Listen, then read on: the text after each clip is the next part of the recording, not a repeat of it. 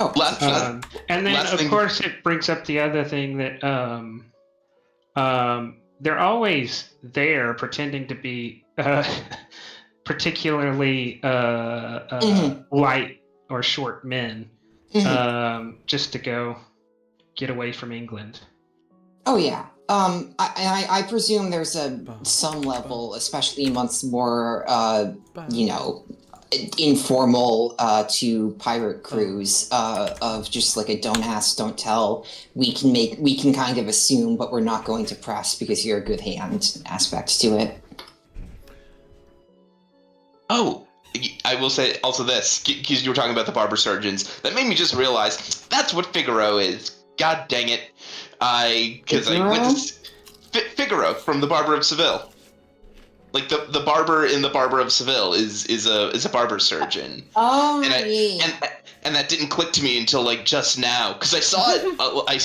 I saw the opera last month, and I was like, man, this for a barber, Figaro's really doing a lot of shit. Like he's got a lot of odd jobs that aren't being a barber.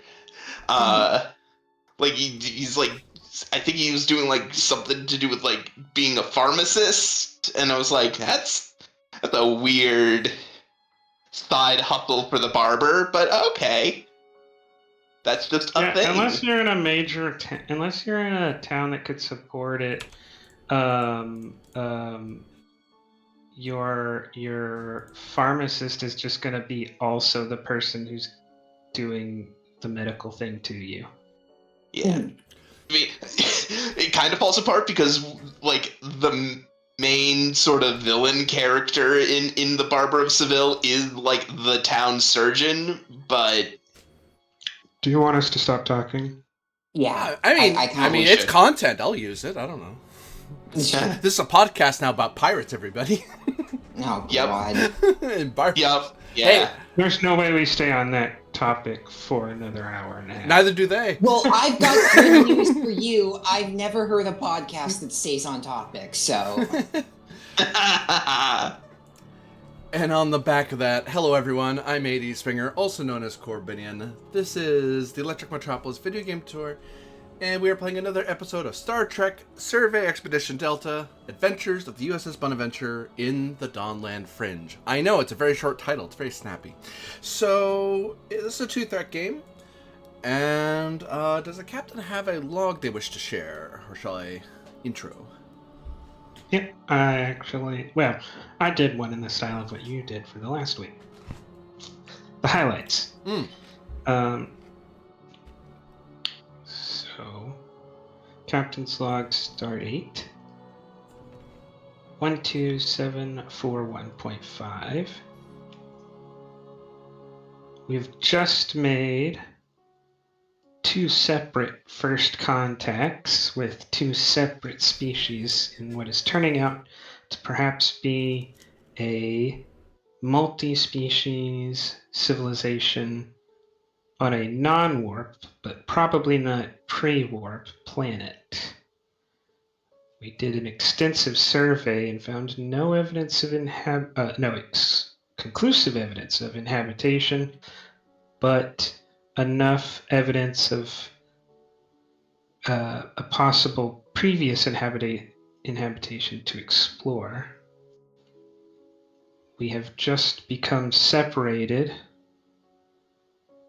by a transporter accident, but we should be able to link back up and continue these separate first contacts together in log.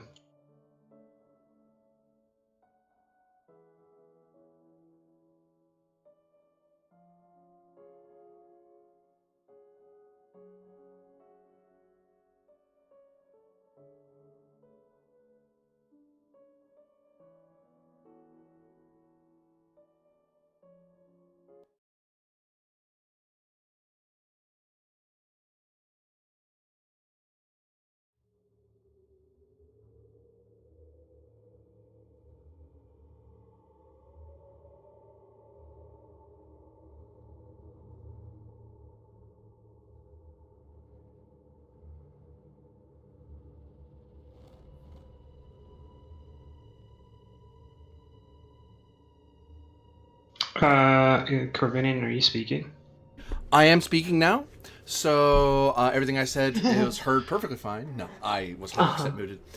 Oh, okay. I wasn't sure what we were waiting on, but yeah. No. I will just stop talking until I find the token or the lore I need. Corbinian can fill the air, so I was suspicious. That's the radio DJ training for you. Mm-hmm. Yeah.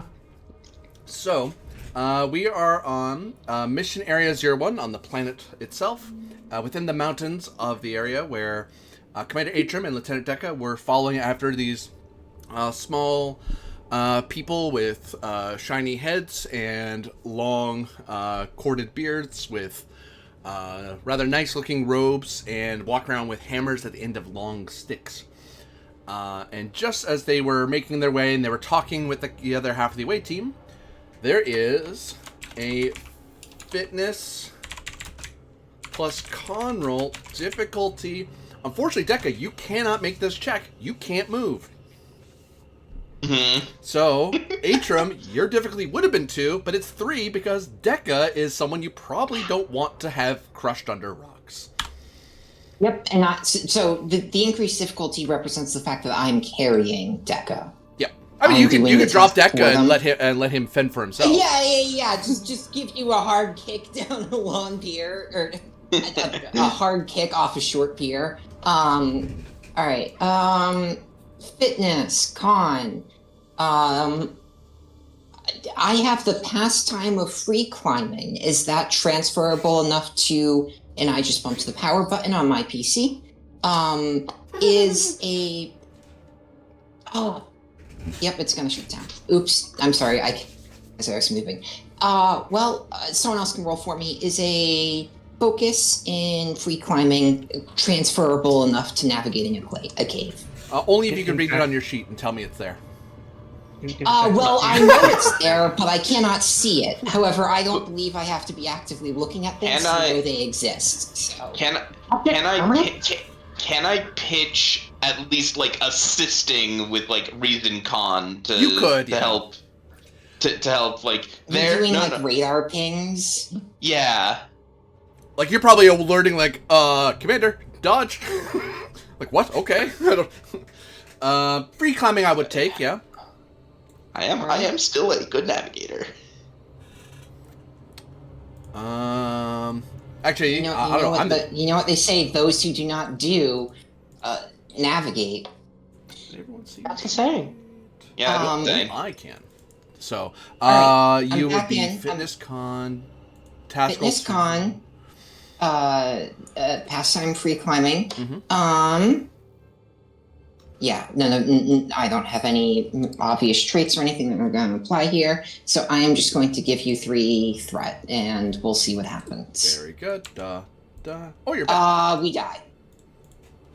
No, you succeeded, so I can't kill your character for failing this roll. I'll have to kill them later with, I don't know, radiation.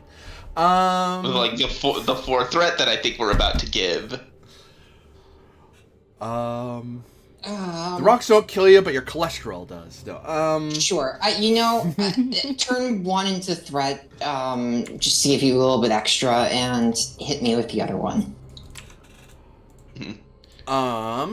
I will say that you are able to, with Deca giving you a heads up about the instability, you are able to duck out of the way and kind of rugby hold out Deca like a football and just and get Deca clear of the thing and of the rockfall. And the rockfall it's almost would crush your legs, but the Eva suit just starts screaming at you that you are under excessive weight at the legs. It advises you to move as quickly as possible. So you're not hurt, but your legs are trapped. You notice the people ahead of you turn around and they start rushing over and they start bashing it with their hammers. And you notice the rock, almost like phasers are hitting the rocks, they start melting away and parting out of the way. So on the plus side, you don't suffer any crush damage. On the downside, the armor value of your suit has been eliminated. It's structurally broken, but you still have a breathing apparatus. There's still an emergency seal that kicked in to keep you from like breathing the outside air, because that's the thing the suit cares about. It's like armor's good, breathing's better. There's one thing's more prioritized than the other. Yeah, true. That's why we wore gas masks. Okay, after they help me free, or after they help us free, I'm going to thank them profusely and apologize and say I have not explored through caves like this before. I apologize for my lack of skill. You get the psychic impression of surprise that happened. Idea of rocks balanced, and then someone hitting one of those rocks and making it off balance, and an uncertainty as to who did the poking or what did the poking. Okay. Queries of welfare they show someone's arm at a weird angle, and then the arm not at a weird angle. I give a thumbs up and try to psychically communicate the idea of being in good health. That nothing in my body is broken, and I don't even need to ask about Dekka because Dekka doesn't have a body in the way most beings think of it. Yep, they very much do not. I've ketchup everywhere. Awesome. Great. Fast food is convenient. Anyway, don't mind me, everybody. So, you are, with that assurance, guided further into an underground settlement where the ceiling is quite low. So Atrum does have to duck. They constantly are kind of tapping the top of their helmet off the roof every so often.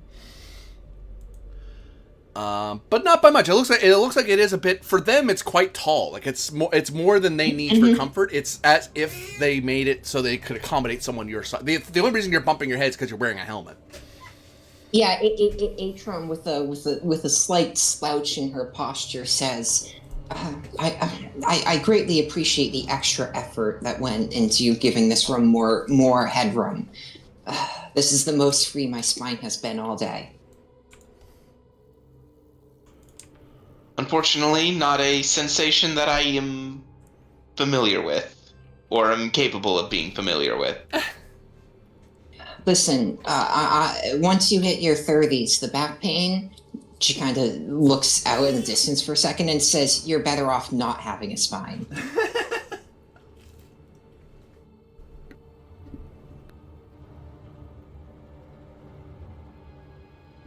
Some of the other folks are gathering around to look at you in your suits. You see much little tinier children that are clean shaven.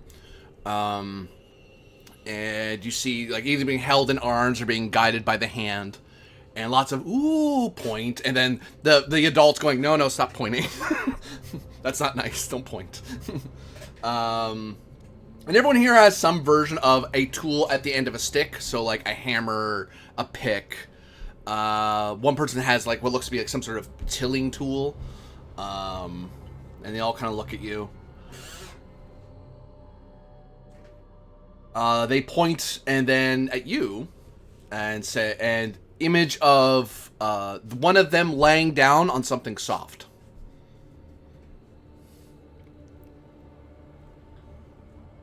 Or an image of them standing up and walking somewhere. I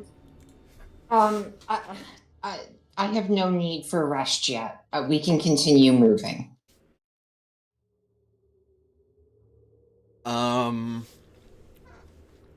They talk among themselves in their language. Your translator's trying. It's all da da da da da da da da da da da da, and your translator, you can hear it percolating in your helmet, trying to figure out what's being said.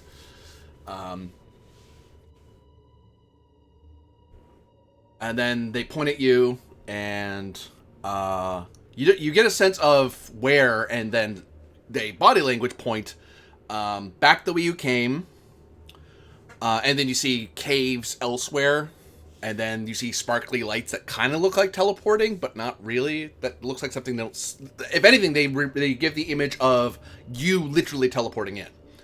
So that doesn't seem to be something they're used to seeing, but they kind of get the idea. That's a star people thing, because it looks like stars. So it makes sense to them. Yeah. That's how you wanna. They point one direction, and you see a big tree surrounded by stones, and a bunch of other little folk, who are stone folk, I should say, who are walking around with what looks to be some sort of ranged weapon. It doesn't look like an energy-based weapon. Some sort of projectile weapon, you would gather. Actually, a security person, I won't make you roll. That looks like a primitive crossbow of some kind. Just in the image. Then they give another image. They point a different direction, and they point to a river that's flowing and glowing with light. And then they point to yet another direction, which is a big, wide grassland of gently rolling hills. So these are like cave paintings, or are these impressions they're giving us? They're pointing different directions and saying stuff, but psychically you get what they're trying to. They're indicating these are different places you can go, or different places they can lead you. Because you don't want to sleep here. Well, we can keep walking. Just where do you want to go? Okay, sorry. Now that I understand, could you explain what the locations are again? No. Okay. Cool. Because I'm eating a thing. No, there's the way you came. Mm-hmm. There's a place with trees that are surrounded by rocks, with people who have what amount to crossbows. Okay. There's a place with a glowing river, a river that literally has light coming from it, and then a place with rolling grasslands. Well, I happen to know we were supposed to have been beamed near a river, right? Judging by where the other crew beamed down. You remember being in amongst trees, because you were going to beam down with a secret blind that you were going to hide out in the trees. Mm-hmm. You don't remember a big singular tree. You remember like a forest. Like that's you're supposed to because actually one thing you would see from the teleporter, you were supposed to beam like here-ish. Like I'll pull you down where I'm talking about. You're supposed to be pulled here. Mm-hmm. Okay. Or here. All Like right. it'd either be here or there. Maybe there, but more likely here or there. Okay, let's just go for the open fields, because then we can be, it's not, Vantage point. Yeah, well, it's not we'll be able to ascertain our surroundings, and if we have to, we can be beamed away, because, we're not violating anything strictly because they've already been contacted before, but there's no reason for additional contamination at this point. So, I will point towards the open grass field.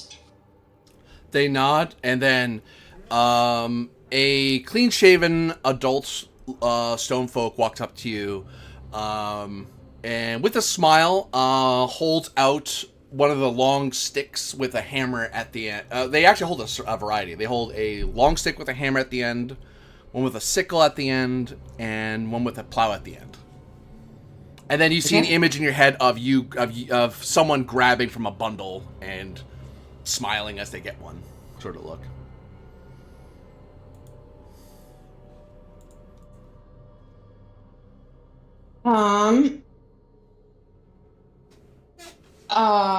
Okay. I think we have just signed up to do field work, and by we I mean I, because I'm the only one with hands. Sure. I shall point towards the hoe. I can till the soil for them. You now have hoe at end of stick tool. Weapon? Hey, yeah, I was gonna say blunt instrument. That is now part of your gear. For you, it's you can. They usually use theirs two-handed. You can use this one-handed. Mm-hmm. And actually, you notice it's actually pretty well balanced. It's actually, for you to use it as a hoe would be kind of terrible, because you wouldn't be able to till a field a size appropriate to you. But hey, it's a thing that digs into the ground a bit, so that hopefully that'll be useful. Okay. And then they wave with their hammers and start guiding you down the path that leads toward the grasslands.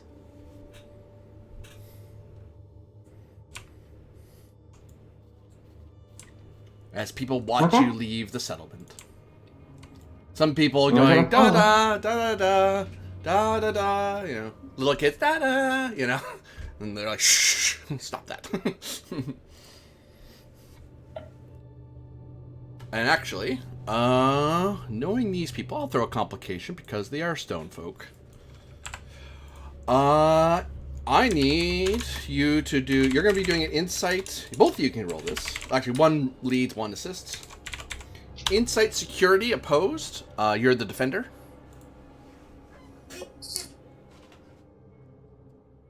Site security opposed. Great. I'm the defender. Can I assist? Mm-hmm. Focus of composure. I'm very good at remaining calm and not revealing too much about myself. I wouldn't take that. Okay. The trait of cool-headed. I will take that because you might see amongst the excitement you may catch what's going on. Okay. Oh, well, you said I'm the defender, so I assumed I was hiding something from them. Am I trying to ascertain something? Something's happening to you. Okay. Insight security. You're the target. How Both of us? Or... One momentum, 2 threat. To reiterate, it's something is happening to the away team, and one of you is rolling security, inside security. 3, or plus the trait, that's 4. Deca may assist if they like to. That's what I was curious about. Hey, there you go. So 5. They'll try a little bit. They're not gonna try too hard. They're gonna try a little bit though. 'Cause you're nice. Why pick on you too much? 2. So that was gonna be 5. So you generate 3 momentum. As one of the not the tiny little ones, but one of the some folk that are like about halfway between, so probably teenage-ish. It's kind of hard to guess, but you know, halfway between little and full size. One of them is reaching to grab at your tricorder, and they're trying to pilfer it from you, from your belt. I'm going to stop them. How do you stop them? Once I tell that they're about to do it, I will allow them to go far enough as to try to grab it, and then grab their hand and hold it tight. You catch them, and you have more than enough strength to hold them. And the little guy is like, da-da-da, and everyone starts laughing at them. And one of the hammer guys turns around to see what all the laughing's about, goes, yeah, walks over and bonks the kid on the head, like, ow! And the guy just kind of says, da-da, da-da, and makes peaceful gestures at you.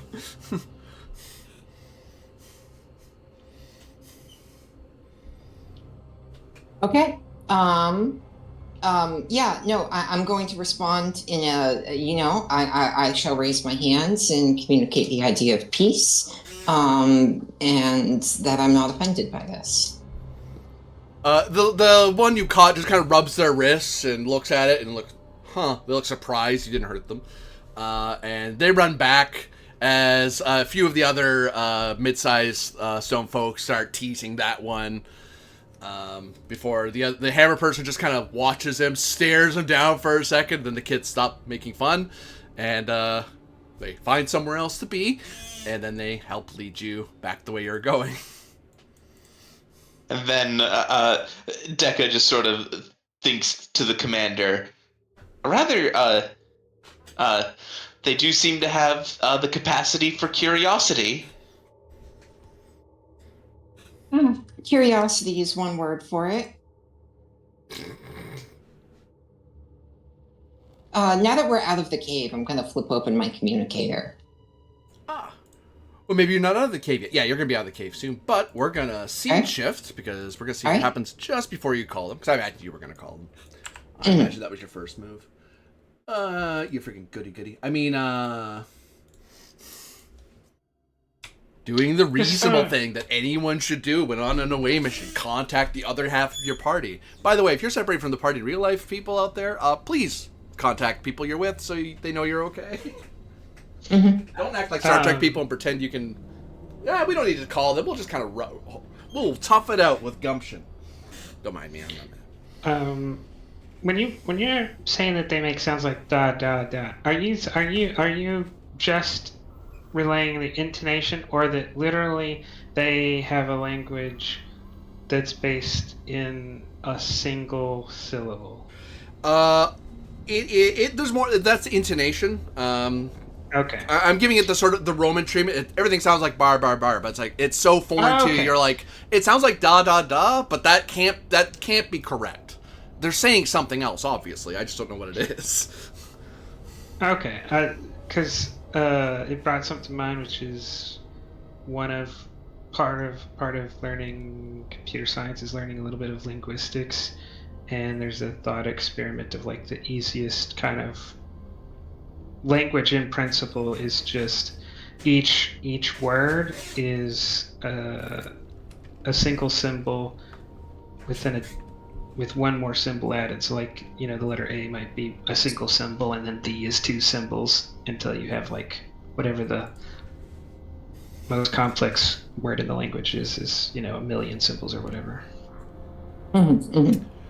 So a new scene begins as Tom Killick and Ilithia and Bessie Earhart. Bessie Earhart seems to be is really engrossed in her tricorder and scanning and looking around because this is her first contact, brand new world in a long time, and this is, she's getting all the science data, so that's being taken care of. And you're making your way, you're getting a lot closer to the mountains. It's been a long walk, and then, chirp, you hear a beep go off in your helmet as you're being contacted.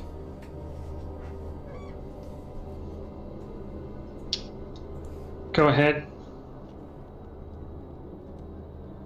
Is this me? Yep.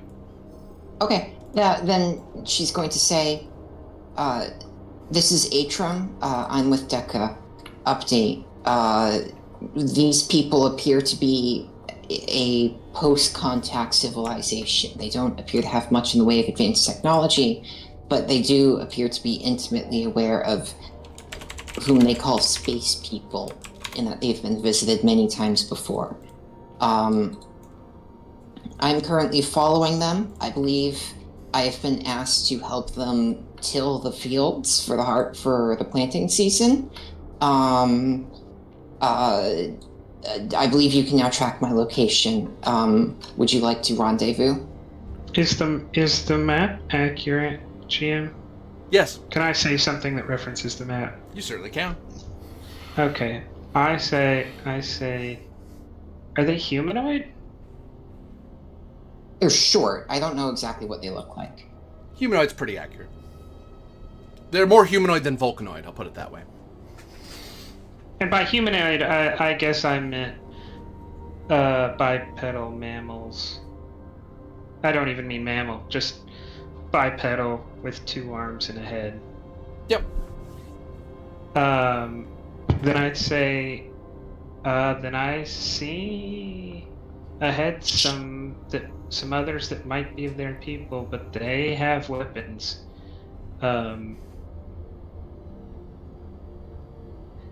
Move yourself to the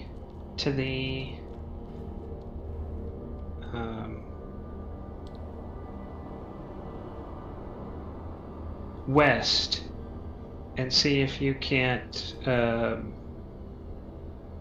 urge these people you're with to move slightly east. Understood. What I'm kind of trying to suggest is you go here and just like encourage them however you want to go here. GM, is this path the way they're going? Because this is the way they're facing. I Is don't that the have way they're permission to already delete naturally those. heading? I don't have permission to delete those arrows. Aha!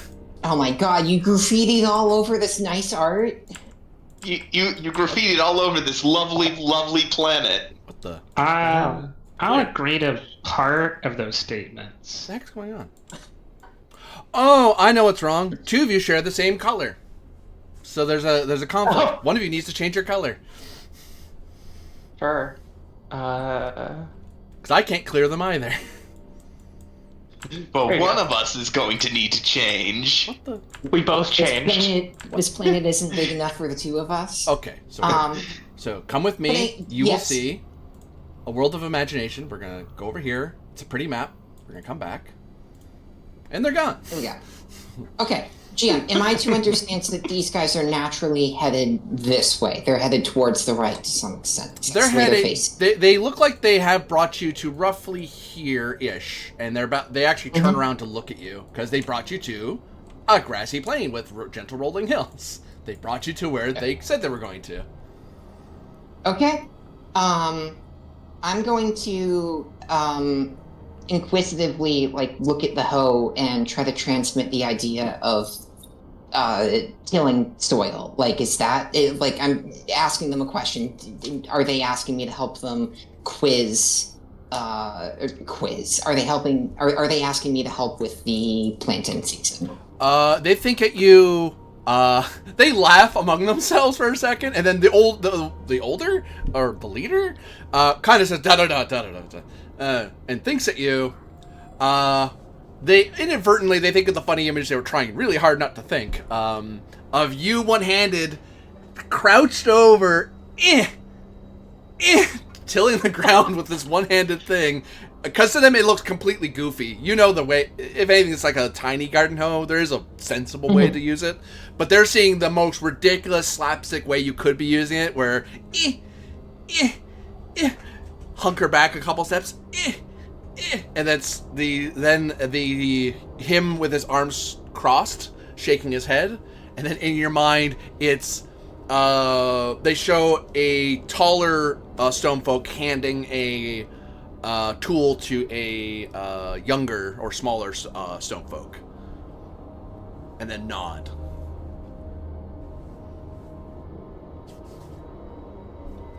Okay. This is the edge of my charades comprehension ability, and so she just looks a little confused at them and smiles and communicates grace, and then she wants to communicate the idea that she has to rendezvous with her other. Has to rendezvous with her close friends or her compatriots, and that she would like to leave them for some time at this point, but they might come around later. There's nods and understanding, and they start heading back to the mountain. Okay. The other option is you just set me down. Yeah. All right. Meanwhile, Killick, you see a bunch of these humanoid-looking figures aiming some sort of ranged weapon at your party. They're not approaching. They seem to be at the edge. They're under the shadow of this massive tree with a ring of rocks. And out from the rocks came these guys who are aiming the weapon. They're pointing the weapons in your direction. But they don't seem to leave that primarium they have. They just seem to be watching you. Oh. Primarium. It needs to be crossed, and the Senate needs to die.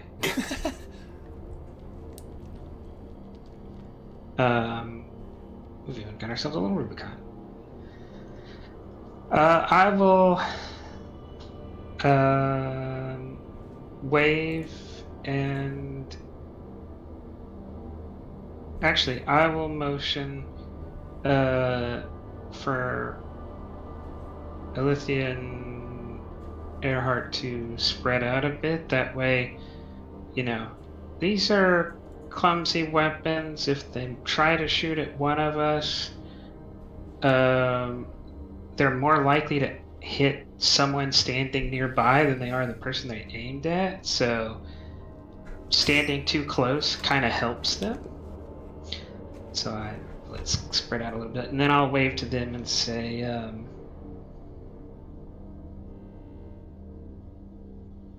"Hello, we are from the stars. Who are you?"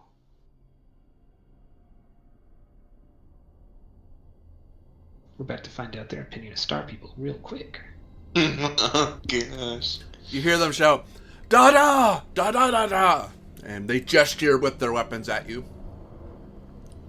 You can hear a translator. It's working its heart out trying to figure out what the heck they're saying.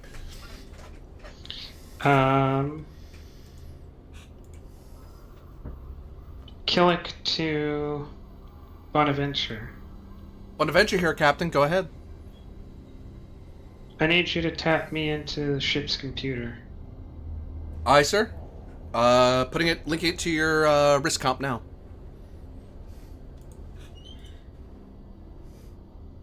You see your risk computer kind of start fluttering new language as it shows that you're connected to the Bonaventure. The captain will say, "We are not hostile. We come in peace, but we are having trouble understanding you. Could you please speak more?" For this part, because you just want them to talk. You just want them to talk so the translator can get it. Presence command, difficulty 2, assisted by comms command.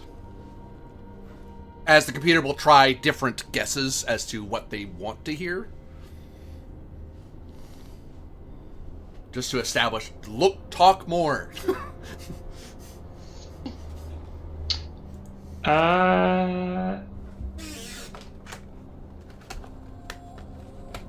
Negotiation?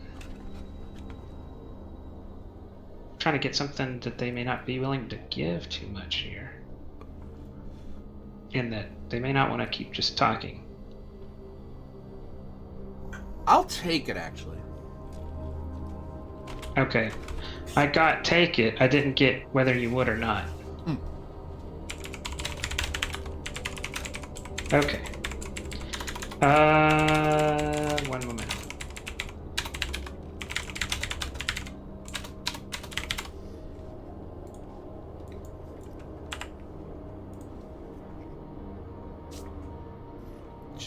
Plus the ship. Generate 2 so far.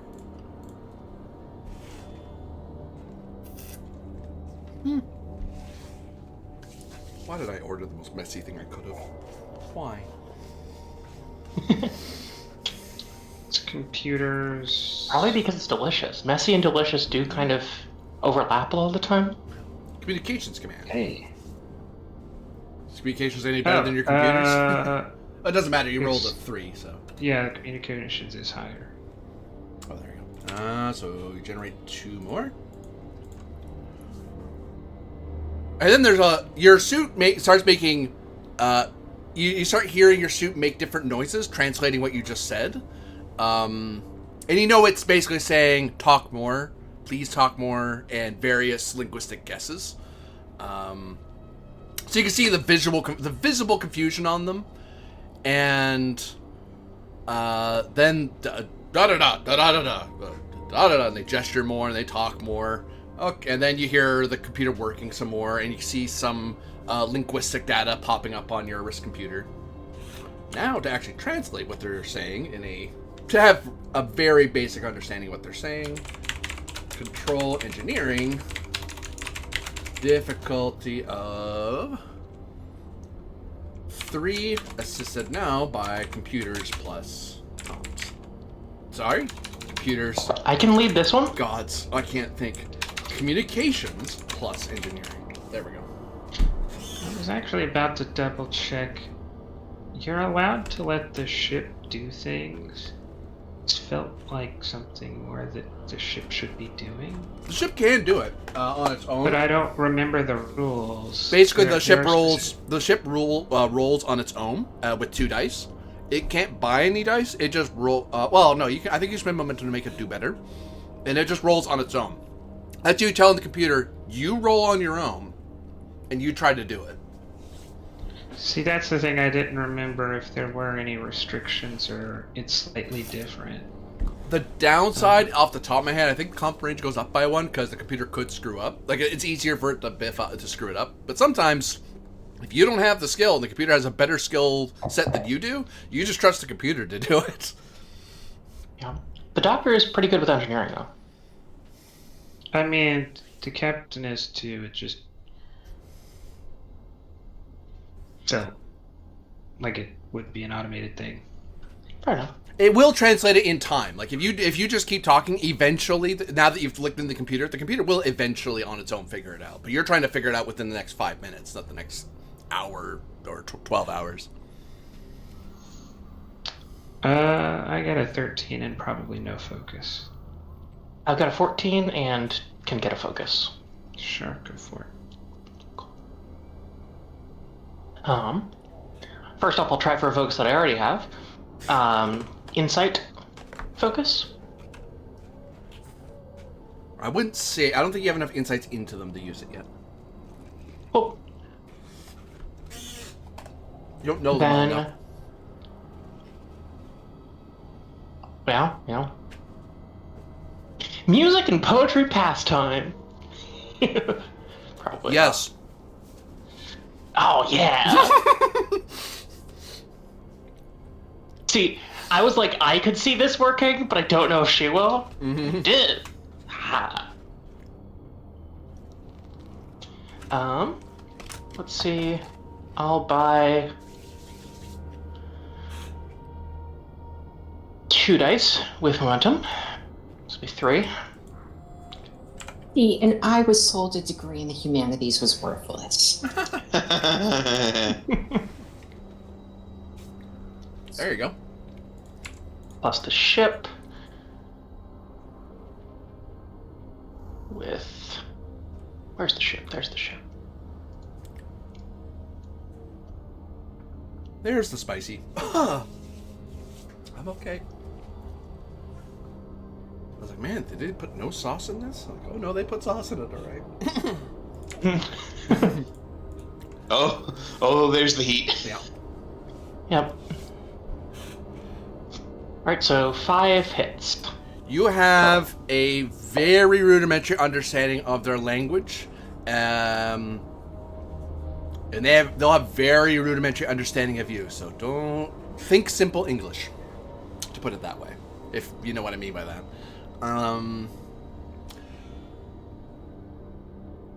You stay away. Stay away. The captain will say, "We understand and we'll stay away." They look Are surprised you- as they hear the suit going da da da da da da da da at them, and they're like, "Oh, nods of visible, just a few nods among them." We do seek to meet you and your people, but if that cannot happen now, we will go meet other people nearby. Why meet? You want trade?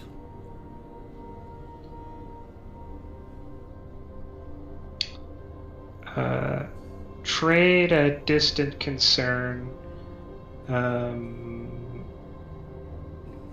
Understanding and cooperation primary concern. You want friends? You want peace?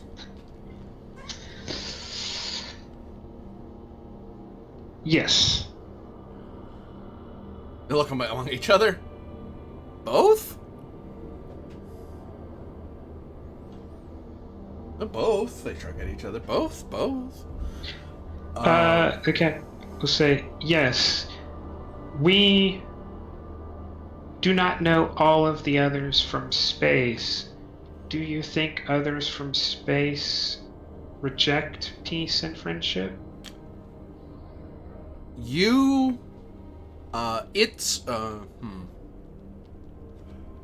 talk to old stone folk.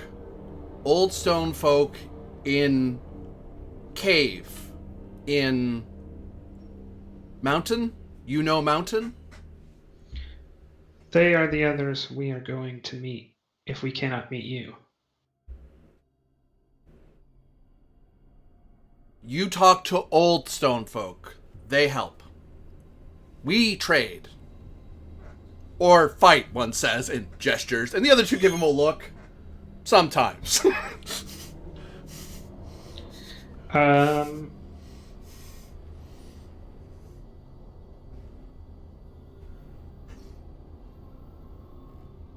Trade is a possibility.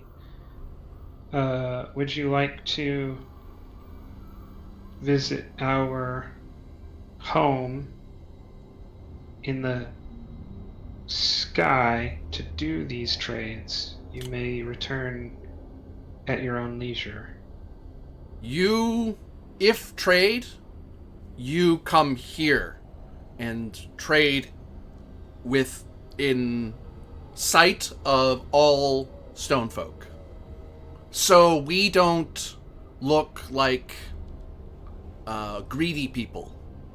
Others see what we trade.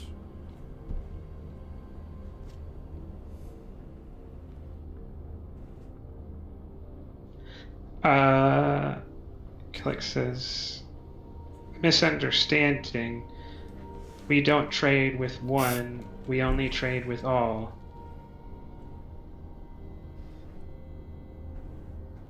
Talk old stone folk. That old stone folk like star people. Likes star people.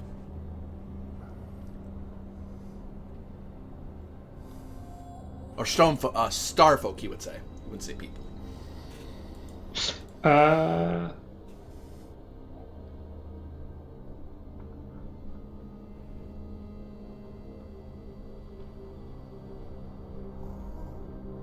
Can we create a trait to represent further progress in translation? For 2 momentum, you could.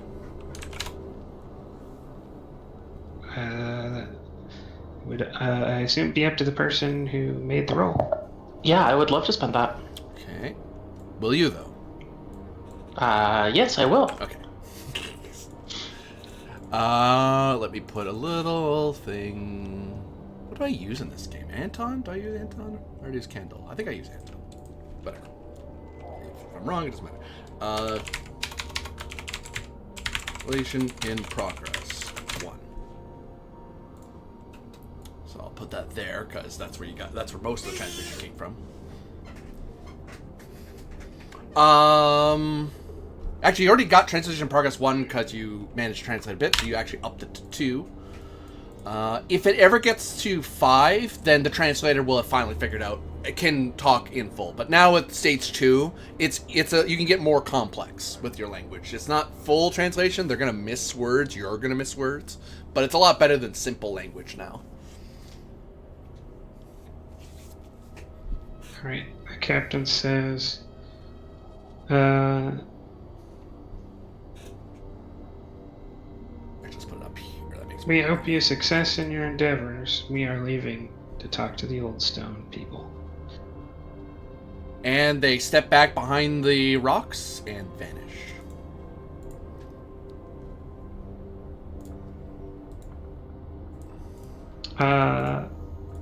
Captain to Bonaventure. Bonaventure here, Captain. You can secure the translation. You can secure the computer connection back to regular connection, and give me a system scan, or at least give me an hourly update of any changes in the state of the system. Control command assisted by sensor science of the ship. This will represent you giving very specific orders, and they're acting on those orders. Because who wants a colonist or a slaver to just show up and ruin a good first contact? Could you give us a heads up if someone starts rolling in and getting ready to kick over the flowers to build a new house, please? We're here in The peace. flowers might talk. We're not sure yet. Yeah. There may be flower folk. We don't know yet. In fact, because the captain isn't actually that concerned about stellar phenomena, can I use the focus starship recognition? Because I'm telling them, you know, who cares if you see the Haida show up? You know, you can tell me that, and it's not like at the next hourly report, right? But a ship with this specific, you know, silhouette, a ship with this engine profile, right? You can interrupt whatever I'm doing, high priority. That makes sense. If I focus it more on starships. Alright, I'll spend a momentum.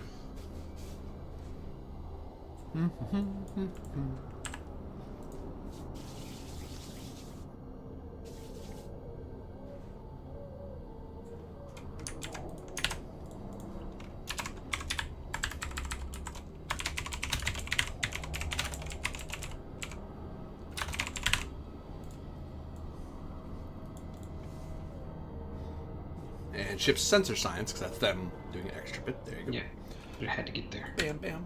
Generate momentum.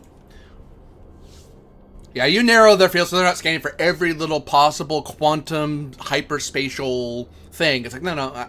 What I really care about is any weird ships coming. If it's a Haida, nice to know, but I really care about, you know, D7s or Warbirds or something. Or maybe that ship we ran into the other, almost a week ago. If you see that, please tell me it's there. Interrupt me and let me know if any of those. If a D7 or a Warbird show up, you should have already interrupted. Like, there's not urgency enough there's not enough urgency to describe how urgent that communication has to be. Because they are way outside of their territory. Mm-hmm.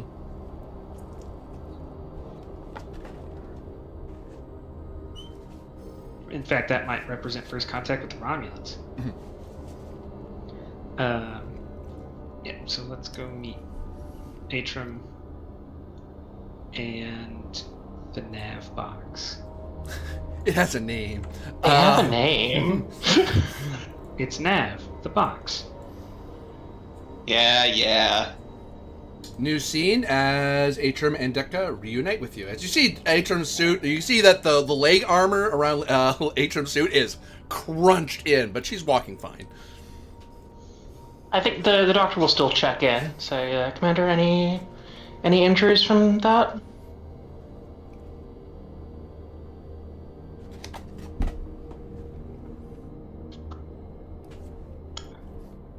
Atrum, you're muted. That's my bit. Stop They may stealing not be here. So I am. I'm sorry, I was eating and I forgot to unmute myself. Howard. Yes. Yeah, everything's been done before. I'm such a hack. Oh, what? And did the dog eat your homework too? Like, But anyways, Atrum's going to say, it's nothing I can't handle. The lower seal on the suit was punctured by some rocks, but my legs are fine. And she kind of like is holding in her hand what looks like a child-sized toe, and she says, it was very difficult to communicate more than the most basic of concepts with them. Nevertheless, The captain says, turn on a data transfer. I'll send you what we have. And she probably, she probably presses some buttons on her suit, and you hear a whirring sound as the suit's computer updates with that. I'll look at getting that information synchronized with the library from the computer to further the translation progress. Because that's a lot of additional talking that was recorded. You can attempt. You don't have enough momentum to push it, but I'll let you do another roll.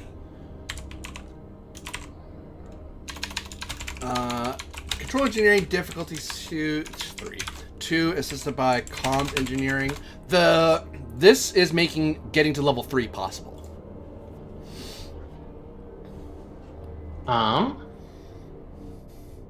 Music/poetry focus? Yep. And actually, I forgot to chime in about that. You notice that a lot of the language is music based. Like there is a da da da da da da da da. There's a rhythm and a pitch that's Heavily tonal and yeah. So do you point that out? Yeah. Dr. Styles. Might I assist on this with my own poetry focus? yes. Yeah. Oh, Lieutenant, I didn't know you were interested in poetry. Indeed. It is an art form it is an art form that I am more easily able to participate in. Oh. Hooray, but aw. Control engineer. Oh, well, it doesn't matter. You can't even be assisted. Well, I have a reroll. I'm gonna reroll that comp. Good idea. Well, can't help. Jeez. I'm gonna determination spend to reroll because that's ridiculous. To what?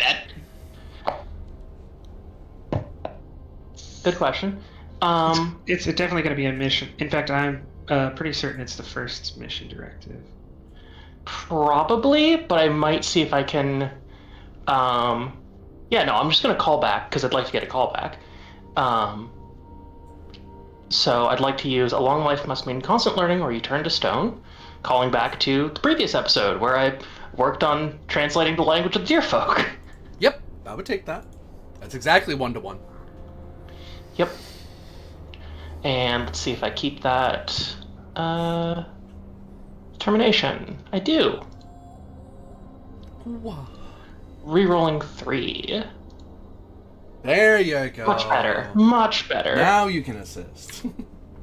Jeez. There you go. 4 hits on a diff 2. So between the two of you, as you check over the data that the suit's picked up, yeah, you now are. There's going to be a heavy accent to anything you're said. There's going to be certain very specific proper words that are just going to be lost between you. But yeah, you could understand pretty much anyone who speaks their language now. Although if there's someone speaks with a very specific accent, you might be thrown. But and actually, I will add that the people of the mountain seem to have a different accent language than the people from the tree. They are same language, different accents of the different dialects of the same language. Now we know whether they have an army or not. Because they're only a dialect. Yep. You want to spend to bump that up? I do. I'll spend that too. As you notice, various very excited civilian translators and, well, translators who in Starfleet work tirelessly to go, wow, look at all this cool language, we're going to work on this. You now have up to 4. You are aware that you start being able to posit various dialectical possibilities, and then you find what languages are similar to this one with similar rule sets, and now the computer's just running away with it. It's able to make educated guesses at complex ideas. Even if you've never run into it before, it will try to guess at the word or give you a close approximation of the word, so you at least kind of understand. Same for you. If you say something weird, it will try to get close to that word. And I, in fact, am not going to consider any dialectical possibilities. Because we don't have time for that.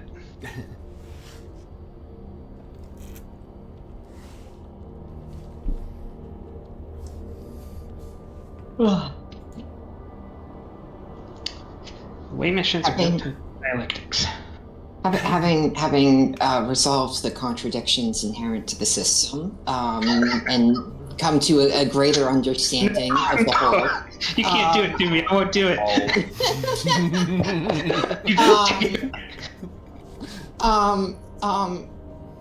Atrium's going to say, at this point, Captain, with our improved knowledge of the situation on the ground and of their language, what is our plan moving forward with these people?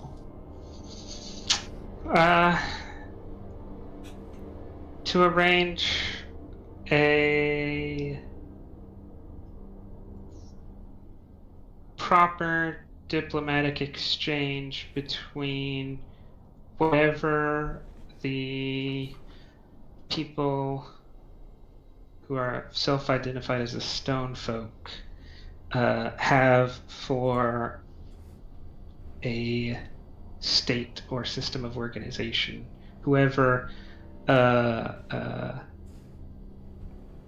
can speak for more than just themselves, and see if we can translate that into finding out if there is anyone who can speak for all of the constituent species here, because a member of one of the constituent species has already indicated that they in fact have no organizing principle other than they have no organizing principle, which will make diplomacy with them complicated, but not unprecedented. He nods her head and says, "Yes, they are far ways off from anything resembling a modern government, let alone planetary unification, but coming to at least some kind of understanding with the leadership of some of these communities would be a step forward for the Federation." There's something at play because they have Indeed. they have some level of agriculture, industrial agriculture, right? Because I'm not because it was kind of another question is raised. These Can you hear me? Yes. These people. Can Deca hear me? Don't know. I can. Okay. Let me finish my thought real quick.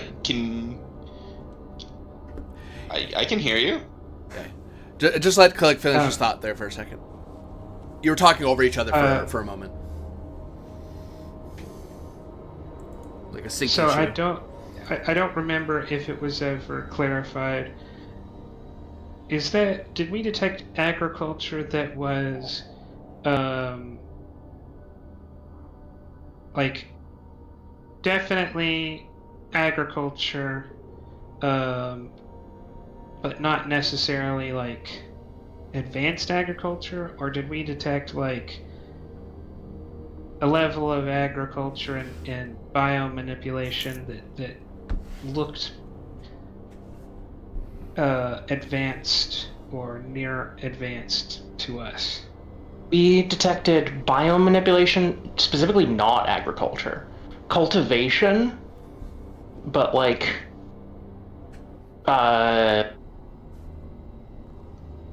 cultivation of an environment in kind of a sustainable, focused, non-destructive manner. But not natural. Like it definitely... No, it definitely wasn't natural. Manipulated. Okay. Yeah, that's what I wanted, because I couldn't remember if the end of that discussion was that, oh, they have Neolithic agriculture, or they have space age biomanipulation. So, to finish the thought, yes, they may, their ability to manage their own environment suggests them or someone else involved here has passed way beyond simple organizing principles. What's more, the presence of multiple... I just want to let Deca have a word in there because he was trying to say something. Yeah. It was more or less covered. Okay, never mind. Carry on.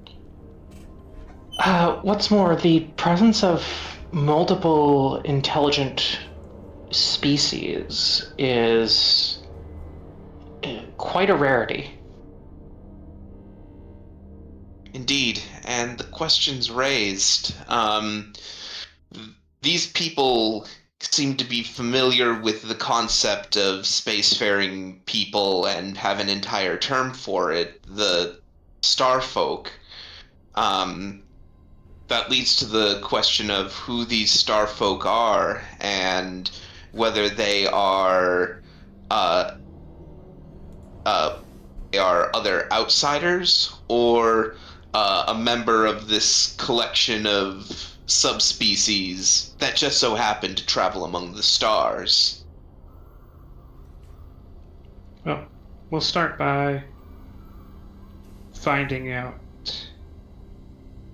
who can speak for the stone people. And maybe they will have the answers you've brought up. I would broadly state that while our own cultural bias would indicate that star people would refer to travelers of the stars, there are other possibilities. They expressed no surprise over the presence of space-age technology from my own person and directly linked it to that technology of other space-age people and inquired about the location of my starship. I do believe that they have made encounters with other people from other planets before, even if they lack a rigorous scientific understanding of space travel. Of course.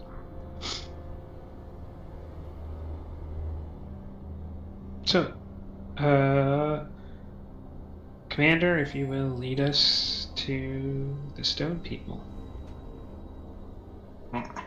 I shall endeavor to do so. And I'm gonna start. Is that important? And I'll point at the hoe. She kind of shrugs and says, I wasn't exactly sure why they gave this to me or what it symbolizes, but for the time being, I suppose it's important because I'm afraid if I throw it away, they might be insulted.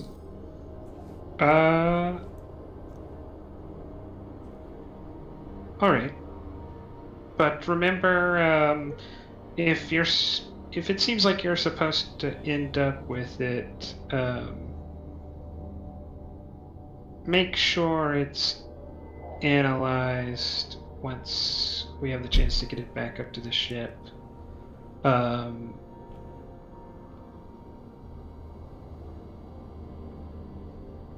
I'll be scanned for Romulan mind control devices before it is brought into my personal possession, Commander.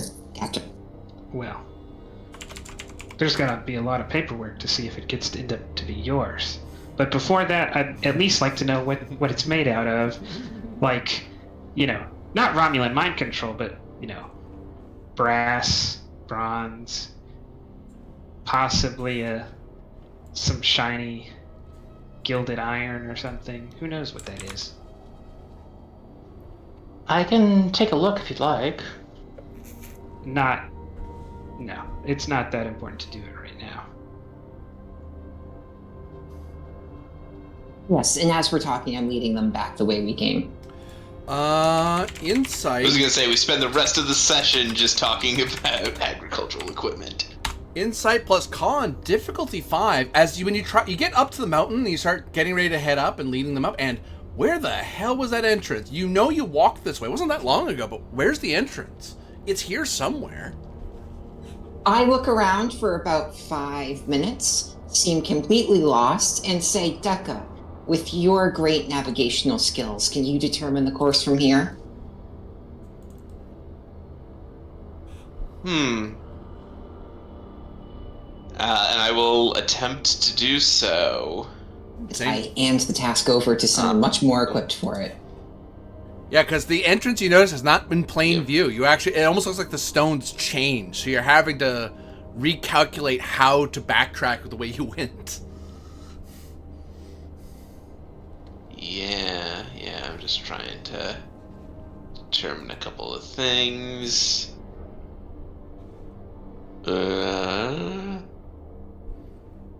Fortunately, I don't actually. Okay. And we have no momentum? 0. 0. Cool. 0 with a heart.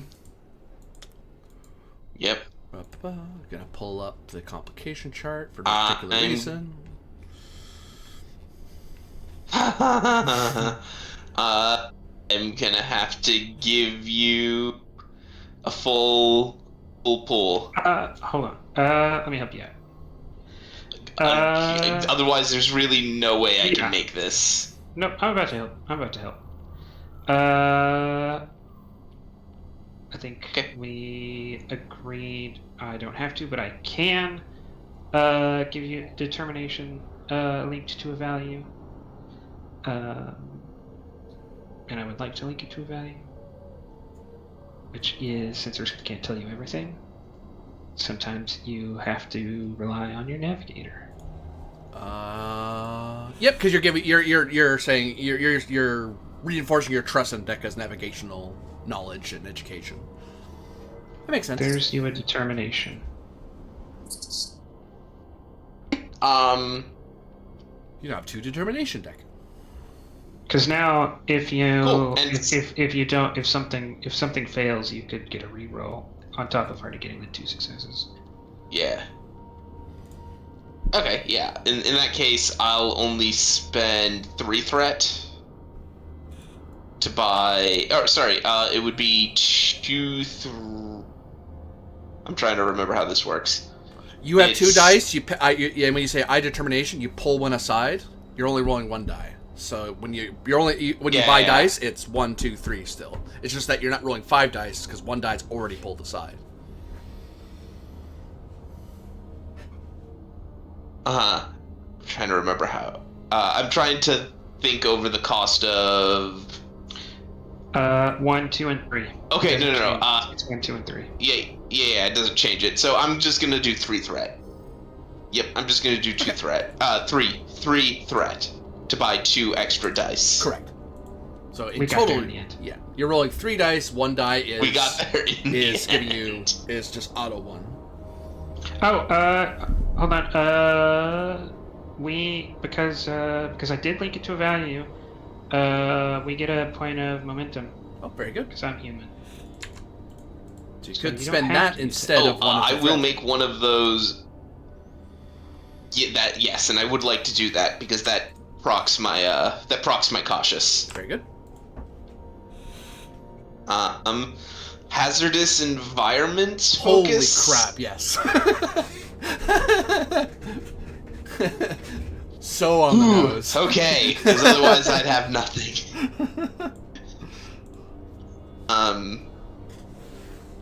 Cool, and I'm spending one of my determination towards. Toward what? Toward what? I assume mission directive. Which one? What are the mission directives? I'm looking. I'm trying to find them. They're under mission directives.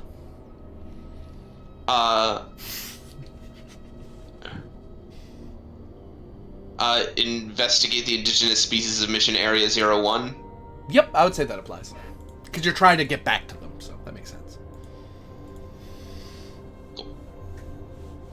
Yeah. You're not on like the 5th planet. You're not on the gas giant going, I'm going to look at this random planet. Like, well, I'm not giving it to you now. It's the wrong planet for one. 1, 2, 3, 4, 5, 6. That's enough. Yep. Yep. And Before we regenerate the momentum, and because because this was a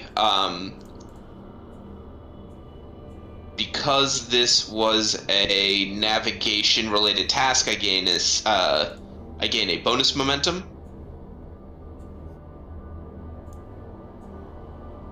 Because of visit every star, and then you get a threat. Hooray. I think, because that's... No, you said it. I'm getting one. Yeah, it's the chosen attribute, not... Yeah, definitely get one. Hooray! And before we get too far away from the roll, would you accept a callback? It'll turn into an arc. The first time it was used was when running drills in the first episode. The second time was to find Elias Huck, and the third time it was used was to find the stone people. I follow that line. Yep. Yay, Deca, you got me an arc. Woo. You have found the You're entrance welcome. to the people you found before. As you notice, you have to do a bit of thinking, and it is quite literal. The mountain rocks changed. They moved and morphed. So it's a lot of checking with the sky, checking with your sensor, with your tricorder, checking and just thinking about your memory and psychic impressions, and being like, it's this many steps, it's that many steps. Like, it is a lot of backtracking with very like the rock face, the terrain itself is not really helping. But eventually you're able to walk your way back into the cave system. You do have a bonus momentum if you wish to ask more questions, or perhaps create an advantage of some kind. Or trait, I should say.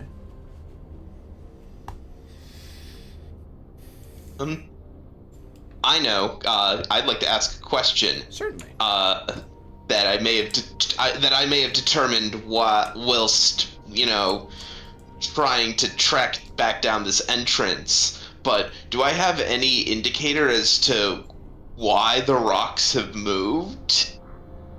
Or at the very least, how quickly they moved? Did they do so suddenly? They did so rather rapidly, and it would remind you of the terraforming technologies that Starfleet has used to actually make mountains, to shape mountains to be easier to climb or harder to climb, depending on what a species wants or needs. But it's kind of happening within the rock face itself. So it's happening at such a rapid rate. Normal terraforming at a Starfleet level, at a Federation level, usually takes, on a planet you're already pre-established, like it's like a core world or a main world, you're looking at maybe a week. Like by the end of the week, you can shape a mountain to look a little different. This took maybe a few minutes. Like by the time you came down the mountain, maybe no more than 5-15 minutes went by, and it's already changed drastically. Yes. While I'm no expert on terraforming technologies,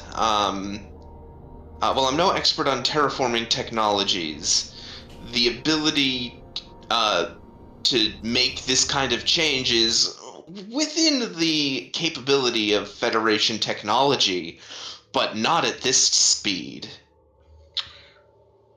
All right then.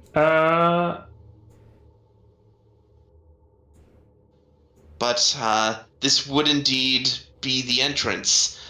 Descend into the crater of Sneffels Yokel, which Skardar's shadow caresses just before the calends of July, O daring traveler, and you will reach the center of the earth. I have done so. Through her suit, Atrum looks at you with the biggest raised eyebrow. Jules Verne's nods. journey to the center of the earth. She shrugs her head and mumbles about not understanding human culture. Me either. He wants to go to Earth. It's boring. Before we proceed any further, the captain will call up to the ship and say, or call it, Bonaventure. Bonaventure here, Captain. Go ahead. We're dealing with rapidly shifting terrain. So I'm gonna have the away team turn on their suits screamers, and I want an emergency to now be identified by a pulsing scream rather than a steady scream. you hear someone mutter something off mic, and then you hear it mute. That's someone probably getting reprimanded, and then the mute comes back. Aye, Captain. We'll be listening. All right. I turn to the team and I say, set emergency beacons to active, and if you find yourself in an actual emergency, shift to protocol 2. As I want you to everybody to still be able to say, I'm in danger, find me, ship. But also, I want the ship to just know where we are actively. As because your screamers will be screaming at the subspace level, one loud, powerful beep noise across the subspace radio, a very specific subspace radio ping, which is going to be very annoying for whoever's sitting in there at comm going, oh, the screamer's off. No, I know, I hear it too. That's supposed to happen. So we're not going to do anything about it? No. So do we mute it? Oh, no, you have to listen for it, because if it starts pulsing, it's an emergency. Hooray! You don't have to sit there and with the earpiece on. There's a console. Do some programming. Yeah, but then they have to do that. It's extra work. Meanwhile, another lieutenant, yeah, it's called You Have a Job. Not everything's easy. What do you think this is? The Merchant Marines? God. Yeah, because their job is easy. But yes, in good time, with your 5 screaming suits, which someone in communications gets a rude awakening when they weren't warned, and some people on the ship have a laugh. You encountered the village of the Stone People again, and the folk with the fine robes and long hammers come back to meet you. People start gathering, and then the people with the hammers start waving at them. No, hold on, give it a second, give them space. Oh wow, look at that. Oh, it's Star People. Hey, look, it's Star People. It's the box again. It's a thinking box. Stop pointing, dear. But it's a thinking box, Mom. I know, dear, I see it too. The captain waves and says, I am Asmodeus. have come to represent our people, the United Federations of Planets, and I wish to speak to someone who can represent your people.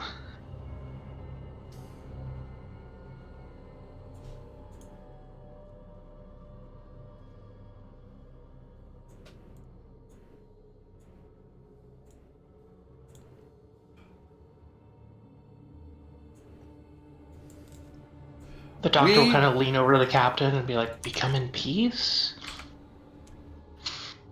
It's implied.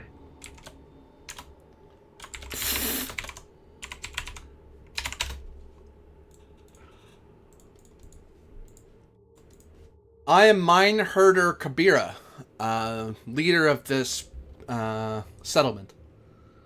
We are stone folk.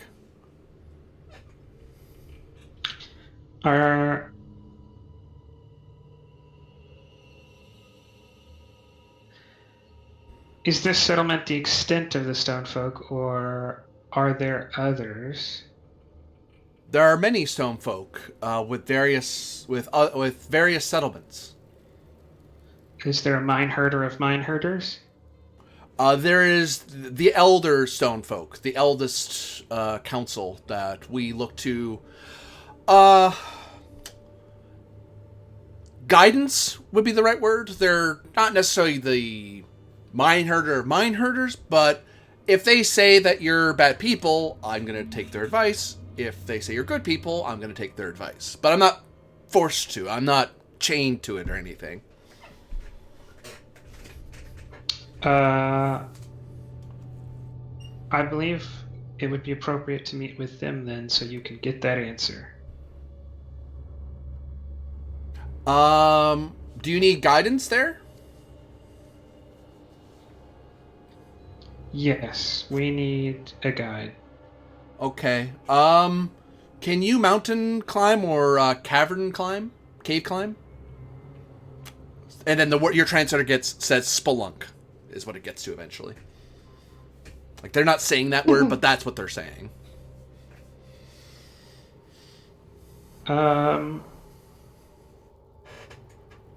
If necessary, but I don't think proficiently.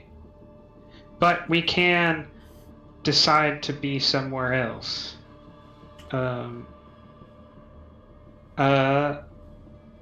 I'll take a. Can I spend one to have a transmitter? Of what kind?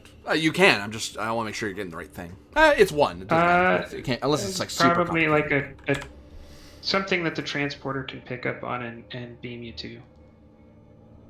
I'm not looking for like an actual like enhancer that's going to decrease the difficulty, but something that gives you a task. Yeah, allows for the task to be done. Yeah, you could do that. Basically, it's like a combat. Well, not combat. It's a communicator whose only job is to ping where it is.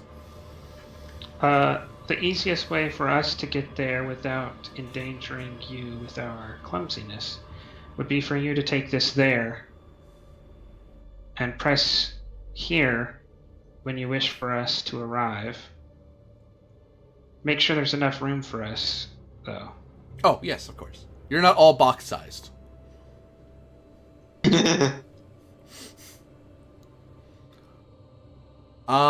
We can do that, sure. If you just want to rest here and relax. Do you want some souvenirs as well for your visit? I don't want you to feel left out. We cannot. We cannot all be so immaculately Q-boy.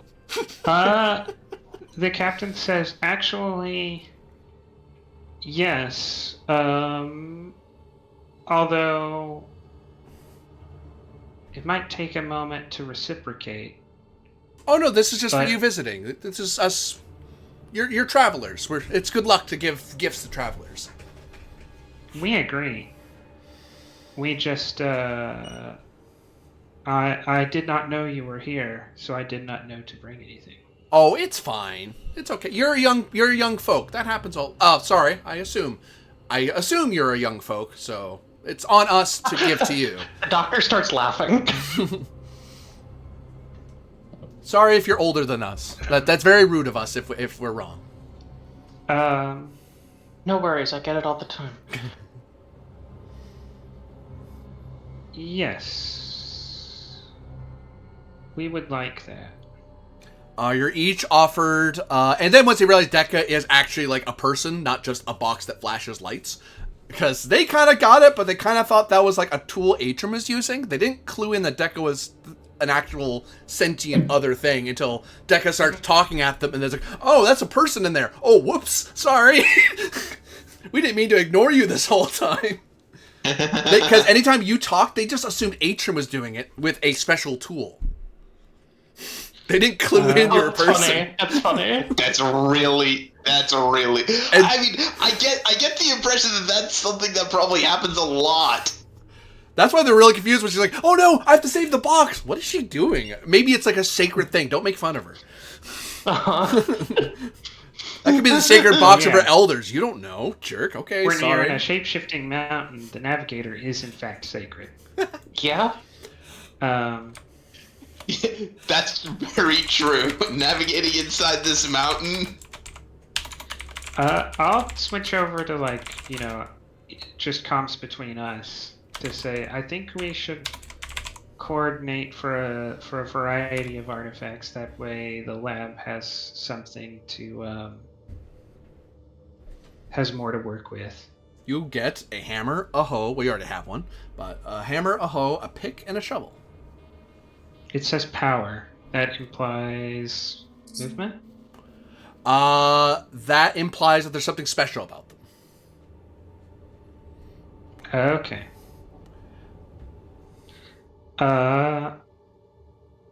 Actually, they say the word, this is a power hammer, this is a power hoe, this is a power pick, this is a power shovel. Like, they use that word. What? I will say then we will have these taken to a safe place where we can have them later, and I'll have them beamed up unless someone says no. Let me keep my hammer. I don't know. Maybe the doctor really wants to carry around a shovel. You would probably have the shovel, wouldn't you? Deca doesn't get a choice though, because I don't think Deca can carry anything around. So I don't know Nope. why you would want to. Why Deca would want to keep their pick. They're like, you want to pick? And then there's a moment, do we put it like Just on like- the box? Do we hand it to one of you? We're not sure what to do here. Just We're used to duct people with tape it hands. But we're trying not to be rude about it, because, it's kind of rude. Yeah. I'll have it beamed up for to be cataloged and examined. That can also include Atrium's thing. So if you want, you can beam up all your power tools up to the ship if you want. That I won't make you roll for. That's trivial for them to do. But what do you? They send off some of their people to go deeper into the mines to get closer to the Elder folk, the Elderstone folk. What do you do while you wait around? Because it's going to be a little bit.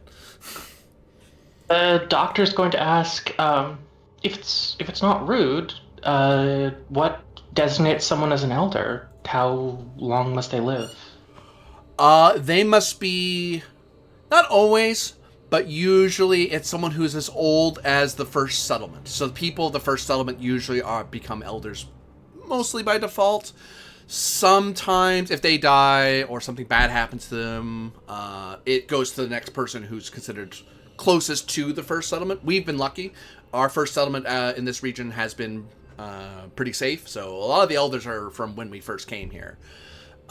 That said, not all stone folk do it that way. Some stone folk have a competition, which I don't understand how that works. Supposedly, they do this big competition about who can get the biggest rock or steal the shiniest thing, and through wit, they become the elder, which is very weird because then you have graybeards taking advice from a no beard or a short beard. But hey. Stone folk are free to do as they like, as the creator intends. So, I'm not telling them how to live their lives. The captain will say, we have that same variety. At the highest level, it's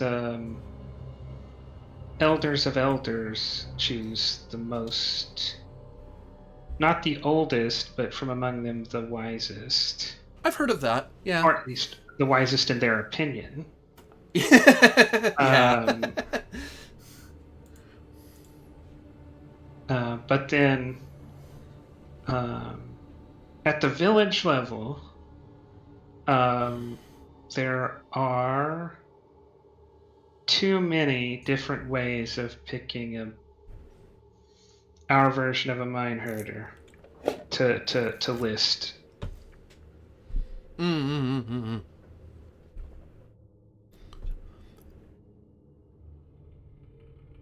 How do you choose? Like, so who's the you are the captain, head?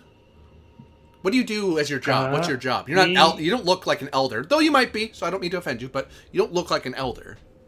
Then again, I can't tell if Starfolk look very different to Stonefolk, so maybe you are? We don't... Each of us is from a different village. As our life's work, or at least part of our life's work, we live in a temporary village together. And the rules of that village give a strict assignment of responsibilities because it's not our permanent home. Oh, you're like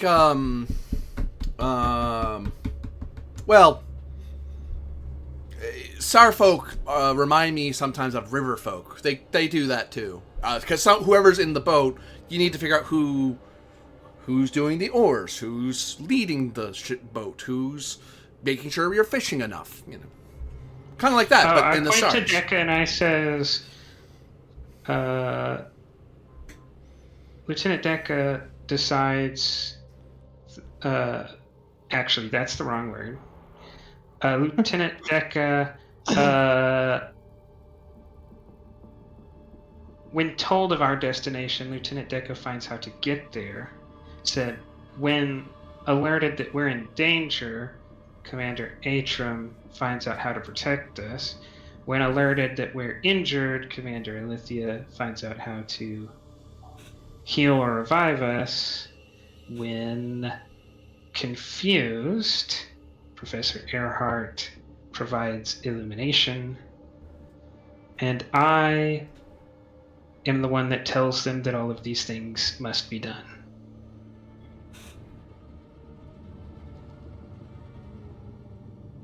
Pretty good. Ah.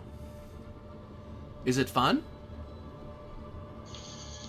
Very. Oh, good. Sometimes.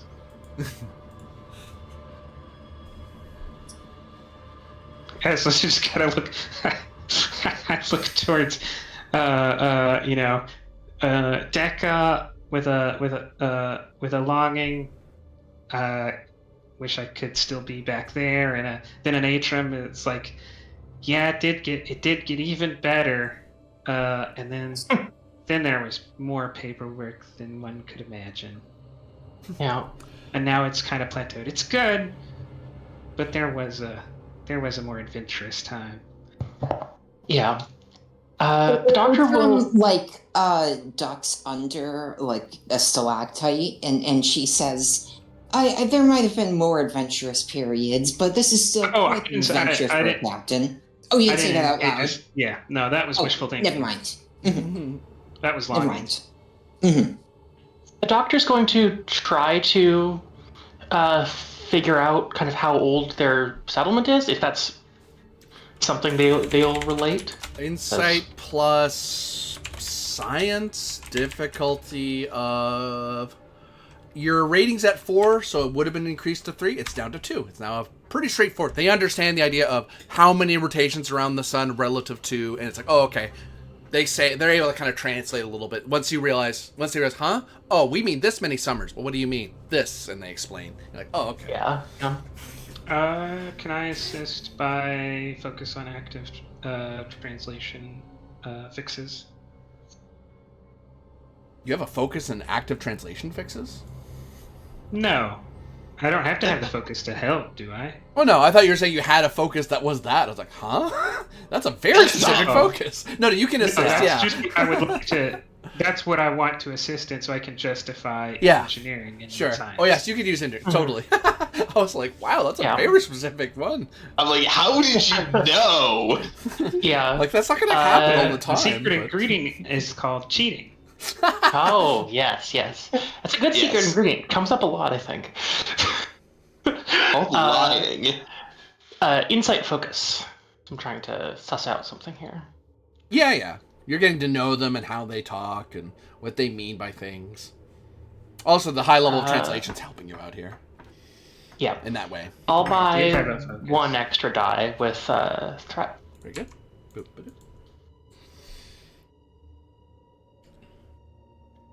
Oh, that looks good. Gain 2 momentum.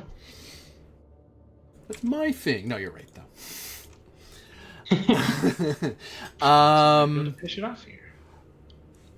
They have been here. Your GM has to do a bit of math. 1 second. Yeah. And I will spend that 2 momentum to bump up translation to 5 if we can as well. You can, yep. Which means I'm gonna kill that, and now you have whoops. Wow. We could speak with them normally. You can speak with them normally, and you'll catch complex ideas as well. So now you now know the language of the language of the stone folk. Or rather, the computer knows it, so you don't even have to roll and think about it anymore. It's now it's just going to translate it. It's 1-to-1, unless it's something And that weird. is what they- Unless it's something That really is weird. actually what they call themselves. Yeah, they call themselves stone folk. or it's the stone. The computer is currently logged it as Stonefolk language. Actually, in further translation, ba, ba, ba, ba, ba.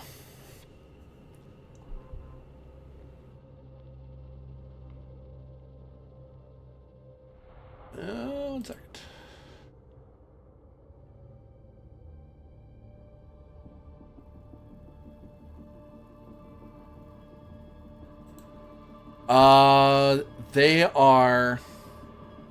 They literally are the little people, it's a little people language. That's what they call themselves, but they seem to indicate that they are a certain type of little people that are stone folk. But there are other stone folk who also are little people. If only we had one word to convey both of these ideas in unison. It's too bad. But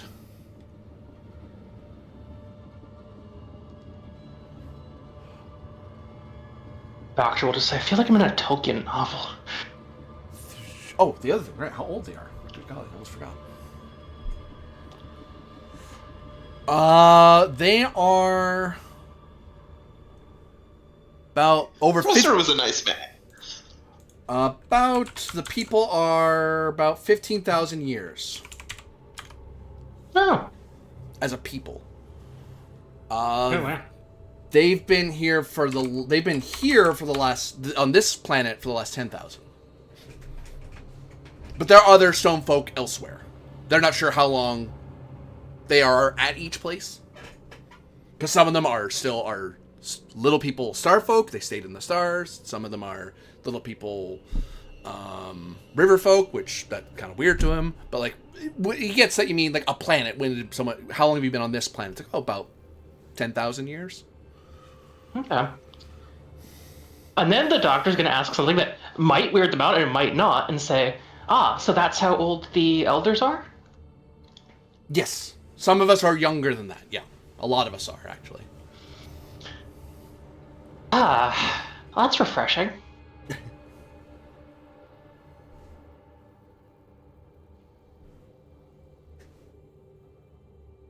Our computers Doesn't keep elaborate.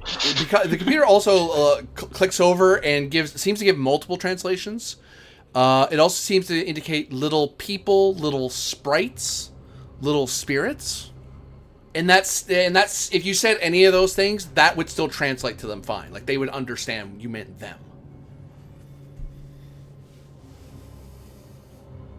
And then there's subsections that like say fairy or fae. Things like that. Because with level 5, now the computer is doing this full cultural dump that it can get close to. That way, multiple languages can understand what these people are. Right.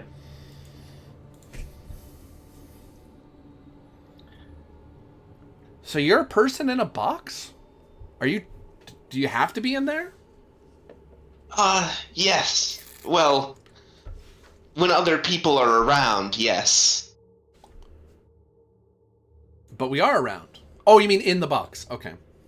Yes, I have to be in the box when other people are around. Are you cursed by the creator, or? No. It is merely that my appearance is dangerous. Oh. Why?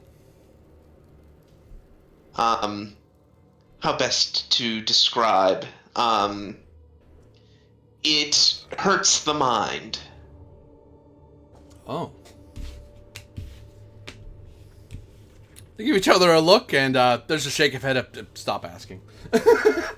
None of our business. Yeah. We're getting into root territory now. Yeah, I will say it is definitely that Deck is a little uncomfortable with this line of questioning.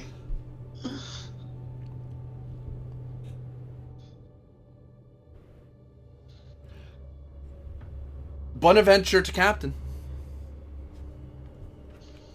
Go ahead. We have a new ping away from your location. It's in the mountains north of you.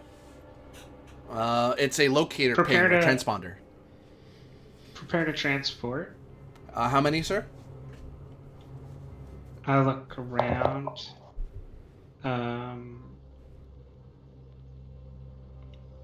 Would you prefer to stay here, Commander? I'm gonna have to take Deca and Atrum. I would like to come with. This is a unique opportunity.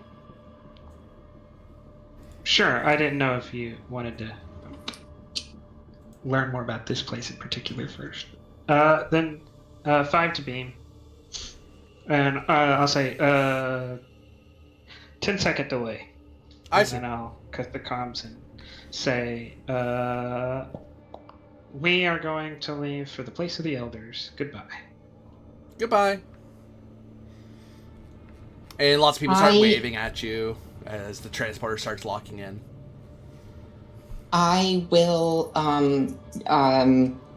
do a Vulcan salute towards them, and be like, you know, just and say, amongst many people from where we come from, this is a gesture of both greeting and departure. You are our friends, and we hope to cultivate that friendship. Hey, wave. And they wave at you. Some people try to some of the kids try to mimic the gesture, and they can't. They have to do that thing where they force their fingers to make the little V, and it's not something they're used to doing. And then the parents are like, stop that, you're gonna hurt your fingers. The good future is that, right, you see, you know, in 1,000 years, someone giving a speech, and they're like, you know, I'm the first, you know, mine herder, whatever, in Starfleet Academy or whatever, and it's a warm feel-good movement. The other side, the other one is like, we screwed them up. Now they're like they're a mountain folk dictatorship, and now they do this weird Atrum hand sign as their signal. Listen, cultures interact, they grow, they merge, they change meanings. They're allowed to take this symbol and do whatever they want with it in the future. I was just making sure no one left behind their gangster books. Oh my god.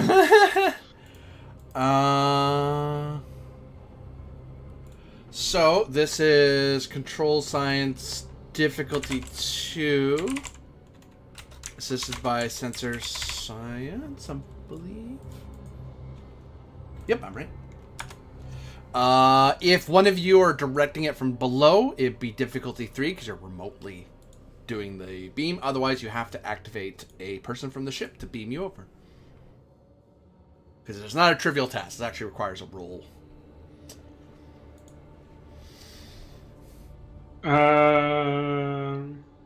I assume we're getting some leniency that we've all rolled in the scene, and we can still get to activate a support. Yeah, I'm giving some leniency there because Okay. you're kind of. Because you're kind of ending. There's going to be like a mini scene, if you will, of that person beaming you people over. All right, then I offer to do it only because if I do it, we get to upgrade them more. Good. And we should make a dedicated transporter chief, but I think Bryn is the person until we get them. It's like it's like for the early episodes, the chief engineer was always doing the beam. Then they got a guy for that. They only made him they made him a chief, but a different kind of chief, and it wasn't clear for a while. Then he was an ensign briefly. Yeah. It's like, Val, was there a demotion that went on here? No, just borrowed a uniform or something. Yeah, because I think they always called O'Brien a chief. It's just they didn't have a symbol for that, so they just like gave him one pip for a while. Yeah. Yeah. Listen, chief is an untranslatable word from Federation standard. Its meaning as a marker of authority and respect is too difficult to explain in other languages. Control science, not control engineering. Correct. Oh, sorry, sorry. It is, the actual role is control engineering. The assist is sensor science. Sensor science. Yeah, no, all of that checks out. The sensor science does check out. Control science is like, whoa. It's called screw you. No. It wouldn't have mattered to the commander, but yeah, not a transporter chief, so no focus.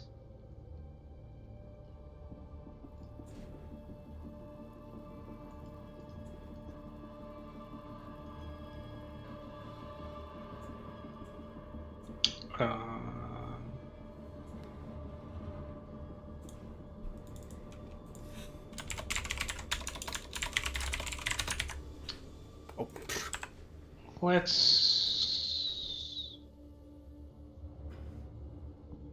Actually, I was thinking determination is probably too egregious to spin on a difficulty 2, but actually, this is a pretty dangerous and difficult thing because it's a shifting mountain, and this is not a transport enhancer. This is just a beacon, so I think it's justified.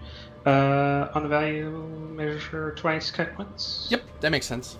Transporters are very exacting.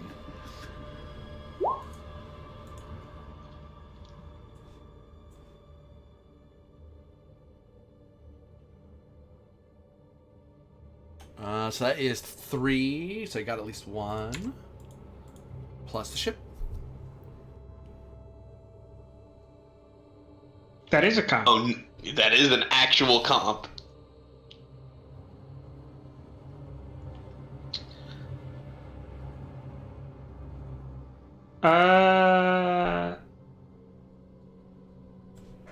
Let's go ahead and take it as threat. Okay.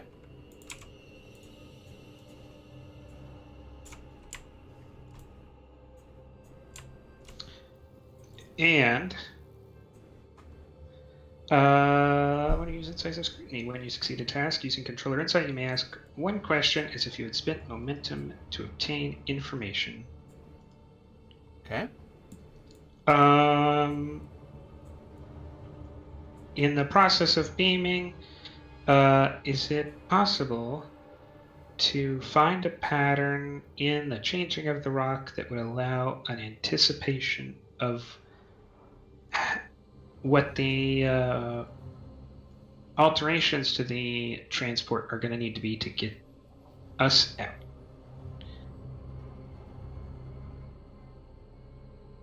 I.e., where we are that we don't expect to be. I would push that back to you. I wouldn't be able to answer that question. Okay.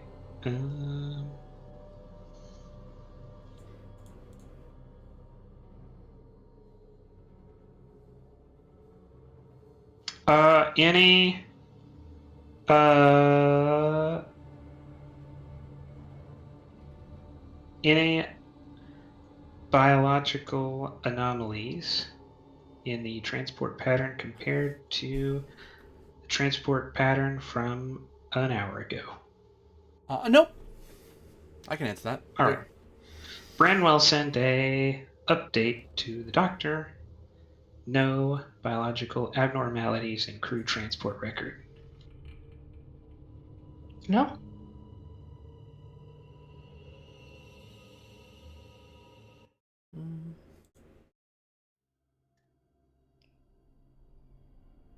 Actually, we'll do this one.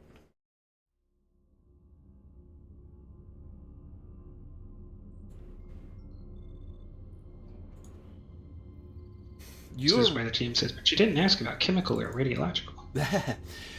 You arrive and find yourself in a far more... You see lots of woodwork and crystalline work and stonework that looks a lot more reminiscent of a subterranean settlement or city you might see elsewhere in the Federation. Except they're not using like the Durasteel prefabs that you're used to, but there's very much the squared off buildings, very specific infrastructural roads, or like not for cars per se, but for people to walk around, stairways, You see sometimes there's glowing lights on the top of sticks that are helping light the way for the inside. In this place, you see that there are other stone folk who look like the people you saw outside, who are in like armor and leathers and kind of walking around with the crossbows. Some people are wearing the purple robes from the mine herder you saw. There's others who are wearing sort of a black and gold robe. But the majority, you are greeted by a trio of people in dark black and grays with slight hints of red on their shields or arm, like soldier pauldrons. And they seem to have very specific looking power hammers and power picks. What looks to be decorated in glowing lights along their haft and into the head of the hammers themselves.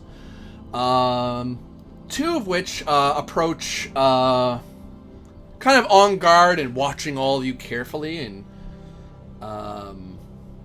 then the one at the back, it looked gray in the beard, actually downright white in the beard, with long markings across his bald head.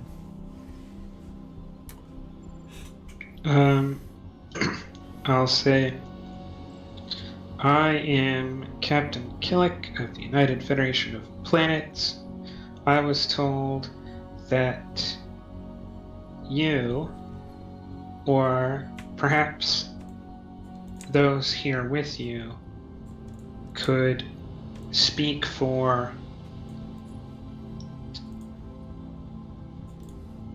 or at least advise, all of the tribes of stone people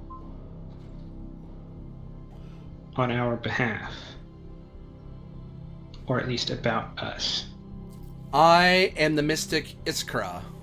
I am considered the elder mystic of this world. It is I who passes on wisdom to the younger stone folk, so they may know if they are not sure of themselves.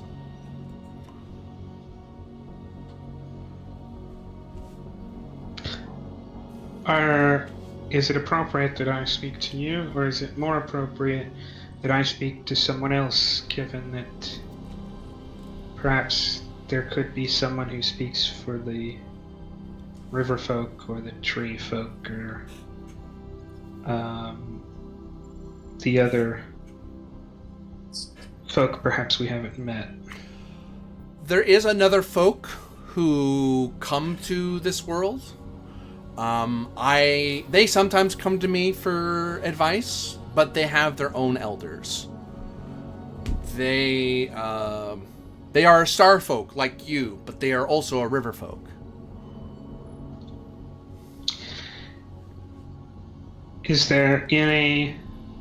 Are there any elders that speak to all of you? The elders speak among each other if something really important happens, usually once per year, or if there's an emergency. But there is the elder of, say, the forest folk, who there's not really I don't want to mislead you, but there is trusted elders. We would call them elders. I understand that the forest folk reject elders in their basic sense, but have something equivalent. Yes. So we would, if we really needed something important, we could talk to them. But we're not one folk. We are stone folk. There's forest folk, river folk. Star folk, we understand, are very different. They have various other stones they come from, rivers they come from, planets that they come from. So everyone has their own rules about how they talk to each other. So I'll try to do what I can, though. If you need me to vouch for you, if you prove that you mean well and you mean nothing but peace and don't mean to destroy unnecessarily that of the Creator, then I see no reason to say bad things about you. We have rules to enforce carefulness on ourselves that generally require unless in exceptional circumstance that we find the people who can speak for all folk on a world, that we do not speak to those who might want to talk to us, but then they, someone across the river on a different mountain refuses to speak to us, and now we have entangled ourselves in your affairs. I could summon a conclave, but we don't have a unified. We don't have a chief of chiefs. There's no elder of elders. We just sort of, the elders speak among themselves and advise, and we all manage ourselves as our folk need. Even my advice to the stone folk, I am the elder of stone folk, but a mine herder or a gem cutter won't.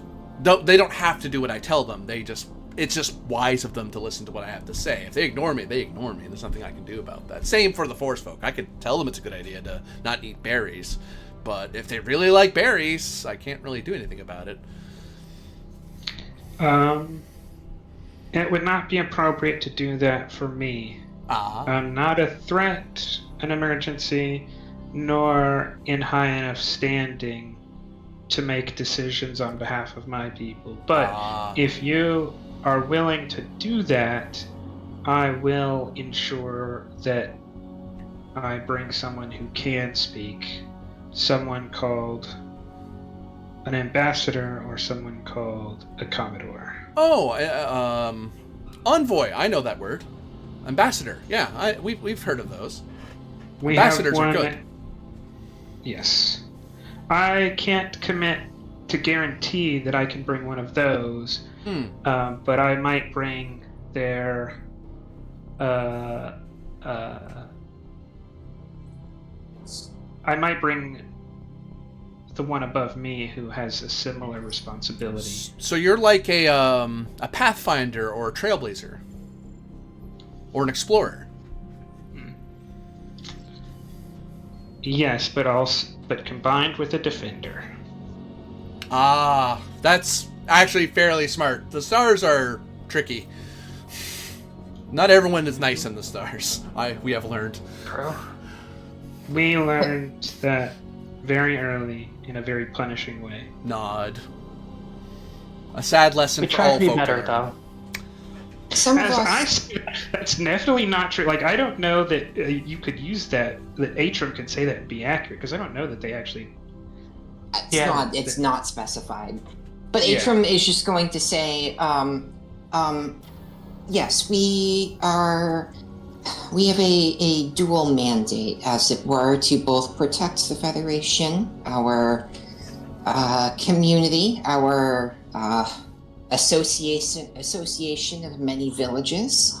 We have a duty to protect it, but we also have a duty to explore, and that's not tied to any one nation or ideology or group, but just to better understand ourselves in the universe as a whole. And this is perhaps the highlight of my exploration career thus far.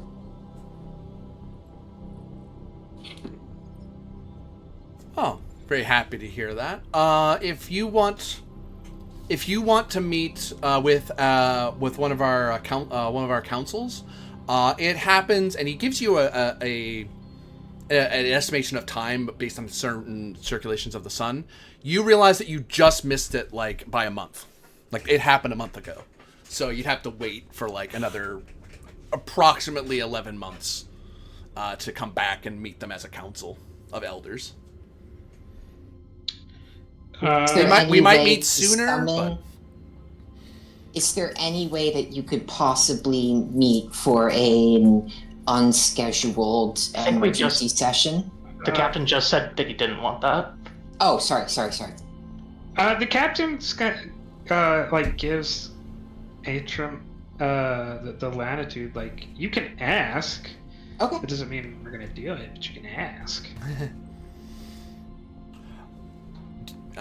We We can gather early, especially if it's normally we meet early for emergencies or very special events. If you're sending a celebrated envoy or a chief of some kind, then it's not guaranteed they'll all show up. Depends on how important everyone thinks it is. I personally think meeting new Starfolk is pretty important. So I can't. And actually, even the River people should be here. The River Star people should be here as well when that happens. If you wait for the only people that won't be there if we meet early are the River Star people, because they're not always here. They move. So I'm not really even sure where they are now. I just know they're not here. Okay. Ephraim nods and then turns to the captain and says, "It's your call." The captain says, "It's not my call. I know what I will ask of the Commodore." And actually, the captain will switch over to a captain commander column only. Easily done. Alithia, get under the wire here, and say, it's not going to be my call. I'm going to tell the Commodore to wait 11 months, and the Commodore's going to say no. It has to be done now. And we're going to... But everything here points to it being better in 11 months, but I know what the answer's going to be. The commander just nods her head and says, "You know more in matters of diplomacy than me." No, I say perhaps, but I know just about as much of the Commodore as you do. Because under a Vulcan Commodore, Killick would expect, like, no, let's not even do it this time. Let's give it 2 or 3 years. Let's let them talk this over a couple of times, and then we'll show up. But under a human Commodore, it's gonna be no. Why didn't you just have the meeting there? Why did you even waste time in coming to get me? Just have that meeting now. Yeah, which is exactly what I was going to get to with Atrium. Is she's going to say, I cannot concede to any greater knowledge of the Commodore than you have, but I, in my experience, have yet to meet a flag officer who appreciates being asked questions that give them more work. In most cases, they want their captains to be operating independently. Oh, I don't mean that. She would let me meet these people independently. What I mean is that, given the opportunity to come meet them herself, she's not going to wait 11 months. She's going to come now.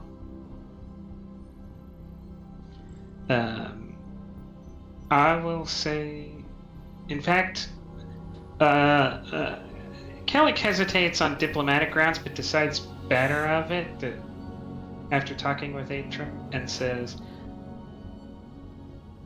I think I will provide advice for our envoy to come in 11 months, but I know the envoy, and the envoy will likely want to meet you sooner, and they have the right to make that decision, not me. I understand. Can I leave a way to communicate so that you can tell us, so that we can tell you what we intend to do, and you can tell us what would be appropriate? Sure. I'll turn to Decca and I'll say, Lieutenant, would you be able to return to the ship and get the appropriate equipment and bring it back down? Of course, Captain. Something with probably gonna have to leave something in orbit. But whatever the engineer suggests. Of course. I'll defer to the engineer on this matter. I defer to the engineer on all engineering matters. No, don't do that. It gives them a big ego. Oh, yeah. You do, but you don't let them laughs know a it. bit, and she says, with all due respect to your profession, as if doctors can claim a better history on that front. Do you need repairs to your? can't, but I can. Do you need repairs to your suit? It looks like your leg armor's broken. Is this like one of their leaders saying this, or is this just some person? This guy. This guy's saying it. Like he points at your leg armor. She says, how very observant of you. Yes, they were scraped against some rocks while traveling with another group of stone people. However, the damage is not significant. And Really? Whenever Looks at the crumpled armor plating. Yeah. Looks surprised that you're not hurt. It's your turn Captain- back the ship. Oh, go ahead.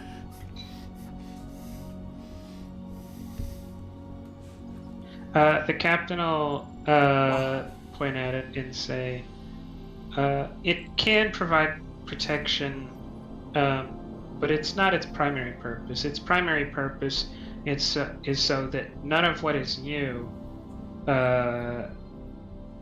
is applied to us, and none of what is us is applied to you in case that would hurt one of us. We were not sure if it would hurt if we would hurt you by being here, or you would hurt us by us being here. Ceremonial armor. Understood. More armor. like It's both. It's functionally. Yeah. Oh, I'll turn to Alithia. Who yeah. has an idea in mind. Atrium just kind of looks at the two of you, and then turns to him and smiles, because she's not Yeah. elaborating on it. I can't. The doctor jerk is. you. I mean, I could, but I'm not supposed to. The doctor effectively is. And it's like, no, more to prevent possible spread of sicknesses, or the denizens of other biomes. Oh, it's a plague suit. Because when we go to a new place, we don't know what might be there. That's wise. Yeah, no. Not everyone. Stone folk don't get sick very easily, but we know very many other folk do. It's. Yeah. But you're using the tool that you need to use, and that makes perfect sense. So. Right. But as long And as we you're don't know if we might be carrying sicknesses that are nothing to us, but might affect someone else. Yeah. I mean, you only just know now that we probably won't get sick, but you only just learned that, so that's nice of you to do. It's not just for you; it's also for us. Unless you literally covered your plague suits in disease, which that'd be evil. I have seen a folk who did this before.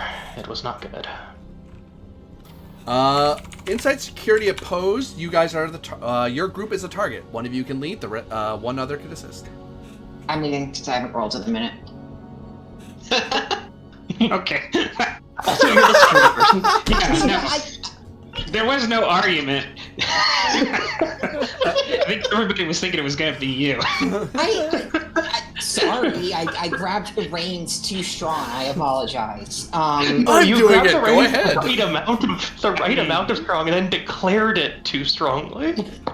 Sorry.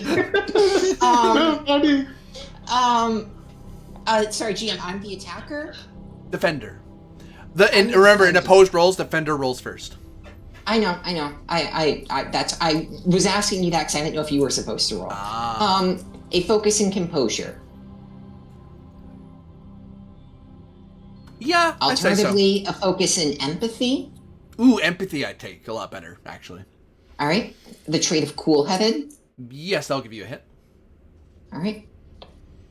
In the midst of this So- cool first contact thing, something's happening, you're gonna catch it while you're having a nice, lively discussion.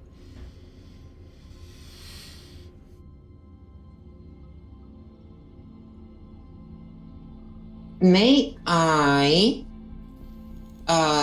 spend on the value Starfleet protects those who cannot protect themselves? It is my job to be constantly vigilant for the sake of others.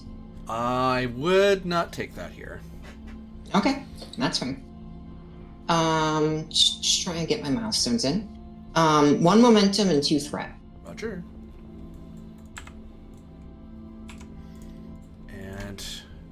Since you're in the capital, people here are a lot more daring. Da da da da da da. Full mint. Da da da. I almost rolled the wrong dice. Da da da. Bup. 1, 2, 3, 4, 5.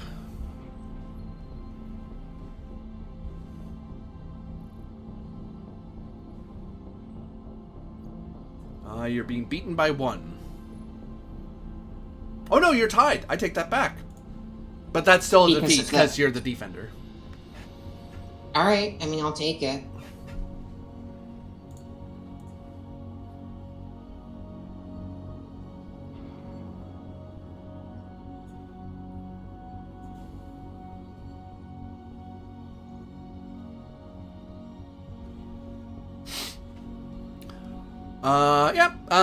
Something's happened.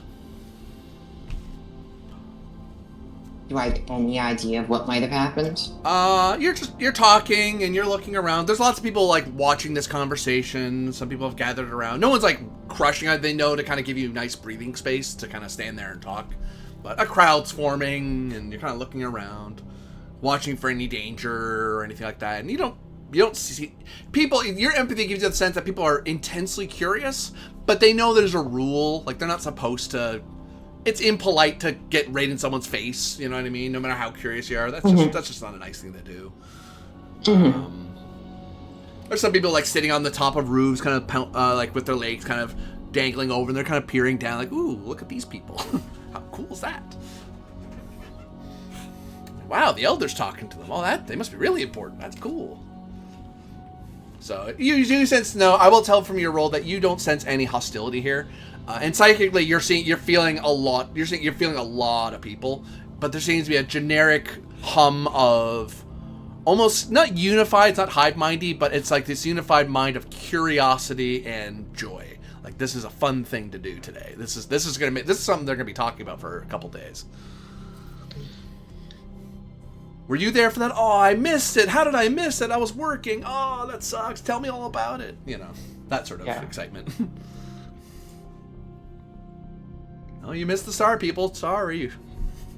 Yeah. I'll look to the captain for permission to ask some questions that are more personal, I guess. Like. So, you looking for anyone? No. Yeah.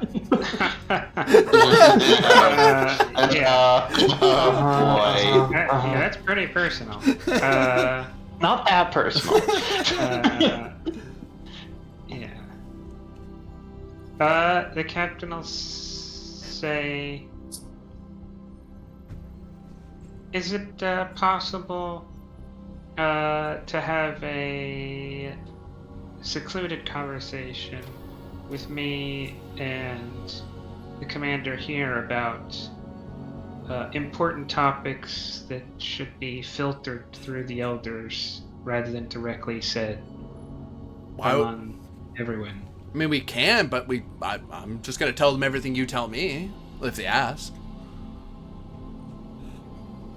I think there's any need for that. Oh.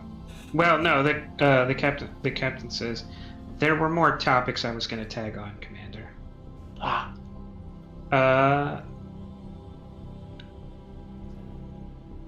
Very well then. I think the commander has a few questions for you. If every conversation should be had for all, and I'll wait to see if there's like, oh, that's not what I meant. He nods. Like, yeah. Okay.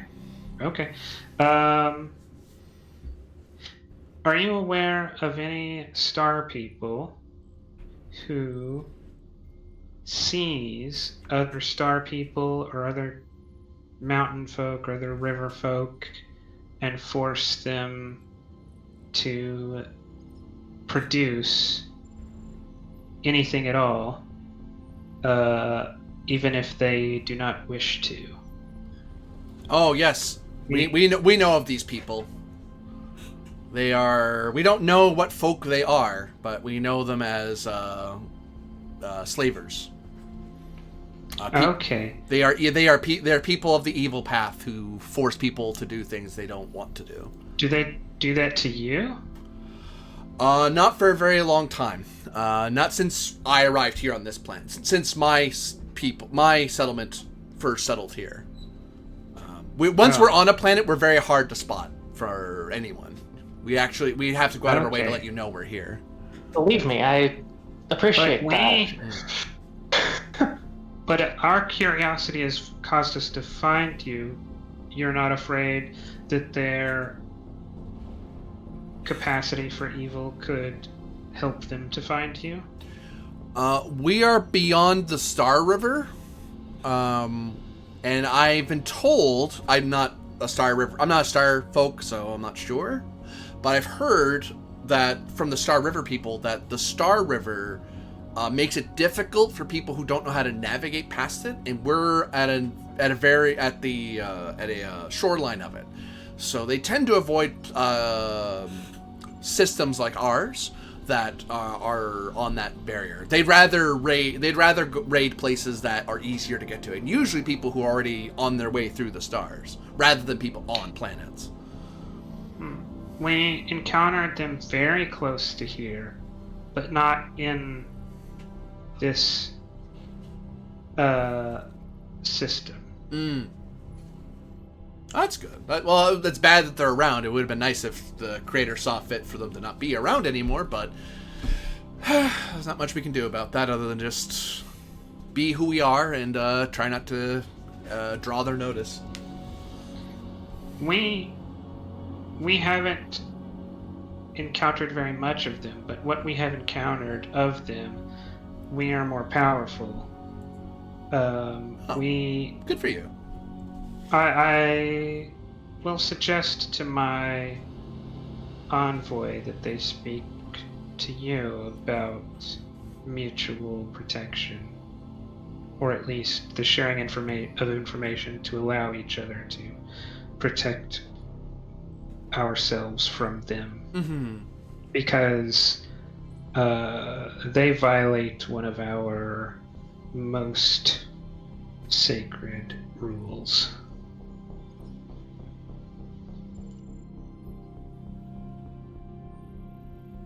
And I look to the commander and I say, that was my touchy subject. Oh, well, I just wanted to ask you, Iskra, about what you would feel free to tell me about how your people came here and how long you've been their elder and such. My own people have lived on Captain Killick's world for as long as they have had language, but we live much longer than they do, so it's refreshing to meet others who live longer lives.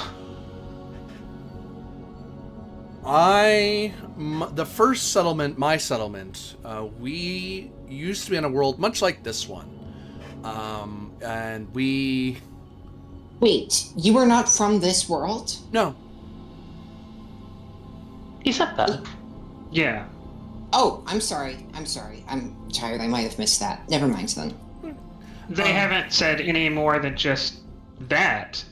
Like, Okay. that we don't know any more than literally that they came to this planet. So we came from a planet much like this one, and we traveled across the stars with the help of Star people and Star River people. And then people like other stone folk, we moved around to spread the joy of the creator and help creation be flourish as best as it can. Some people, that's what we're supposed to do, but some of us just wanted to go to a planet that looked really nice or was fun. Everyone had different priorities. But when we came here, it was a pretty challenging world. Some of the stone folk live on the parts, if you're a star folk, you've probably seen it. There's parts of this world that are always hot, and there's parts of this world that are always cold. I was, yes, curious about that. No, thank you. I did not want to live there. I'm glad my father didn't want to live there. We settled here in this particular mountain range. and then we started propagating and spreading and bringing light to the stones as the creator intended, and then we flourished. So I've been here for about, our summon's been here for about 10,000 years. It took us, I think we traveled for at least 1,000 or so. Star travel's weird. It doesn't, time is different, I've been told. It doesn't flow the same. I don't know. It's Yes. not, I don't know how star travel works very well. That is one way that star travel can work. Yeah, no, and so once we, and for the last 10,000 years, we've been, the various first settlements have been spreading across the world, and more of the creator's influence was felt, and we started running to other elder folk. Thankfully, we haven't seen the slaver folk. I don't want to call them that. I assume they must be star folk that do something else, but that's the only thing we know them for. So it's not a nice thing to call somebody, though. I should be careful. No, they're slaver folk. Bash them all in the head, says one of them, and the other gives them a look like, okay, calm down, I get it. And there's some murmurs in the crowd, like, yeah. Bash the slavers, and he's like, okay, let's all calm down, everybody. We're not having that talk right now. Captain's close to breaking out some songs about bashing the slavers. Yeah, we once we were out of the stars, we are as the stone. We are the stone folk, so we don't. Very few star folk. You're one of the first star folk to figure out that we're here at all. It was difficult. Yeah, so we're not too worried about people finding us here because we are very good at hiding and we're very sneaky, as the creator intended. So we've learned over millennia how to be very, very good at it. So some of us are better at it than others, to be fair, but you know. The river folk and the forest folk, did they come with you, or were they already here? The river starfolk brought some people from the first world here. But there were some forest folk that already were here as well. So there's kind of a mix of them. Same with the stones. Like some of the stone folk we've run into here, some of the stones here are not the same kind of stone folk that I grew up with when I was young. Because stones can grow up differently depending on what kind of mountain they're from, and people from here are very different. Like gem cutters, I've never met a gem cutter before until I came here. That's very unusual for me, which I'm glad I did. We get to have all these nice things that are powered by gems, so we get power hammers and power picks. I'm happy for that convenience. Captain will say, could you say one or two things about the gems that provide power, and then we'll, type on the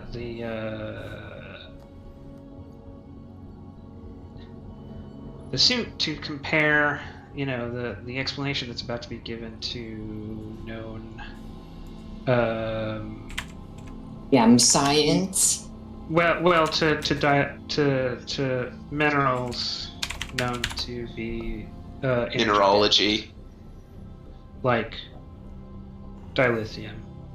But really, I mean any kind of energy dense mineral. It could be the Chaos Emeralds.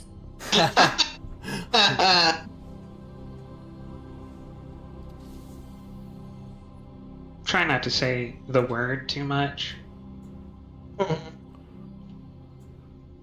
It invokes long campaigns.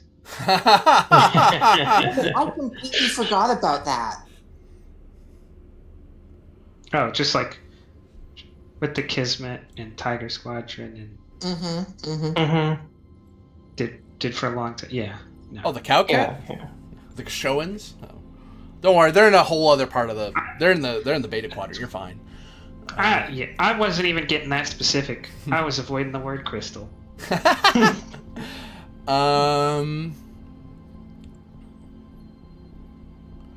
They seem to be describing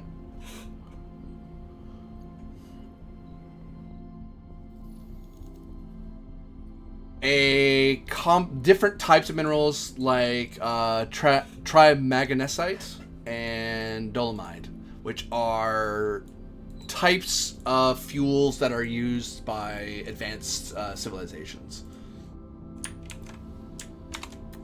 They're pretty rare too. They only occur on certain worlds or are produced in very specific manufacturing processes.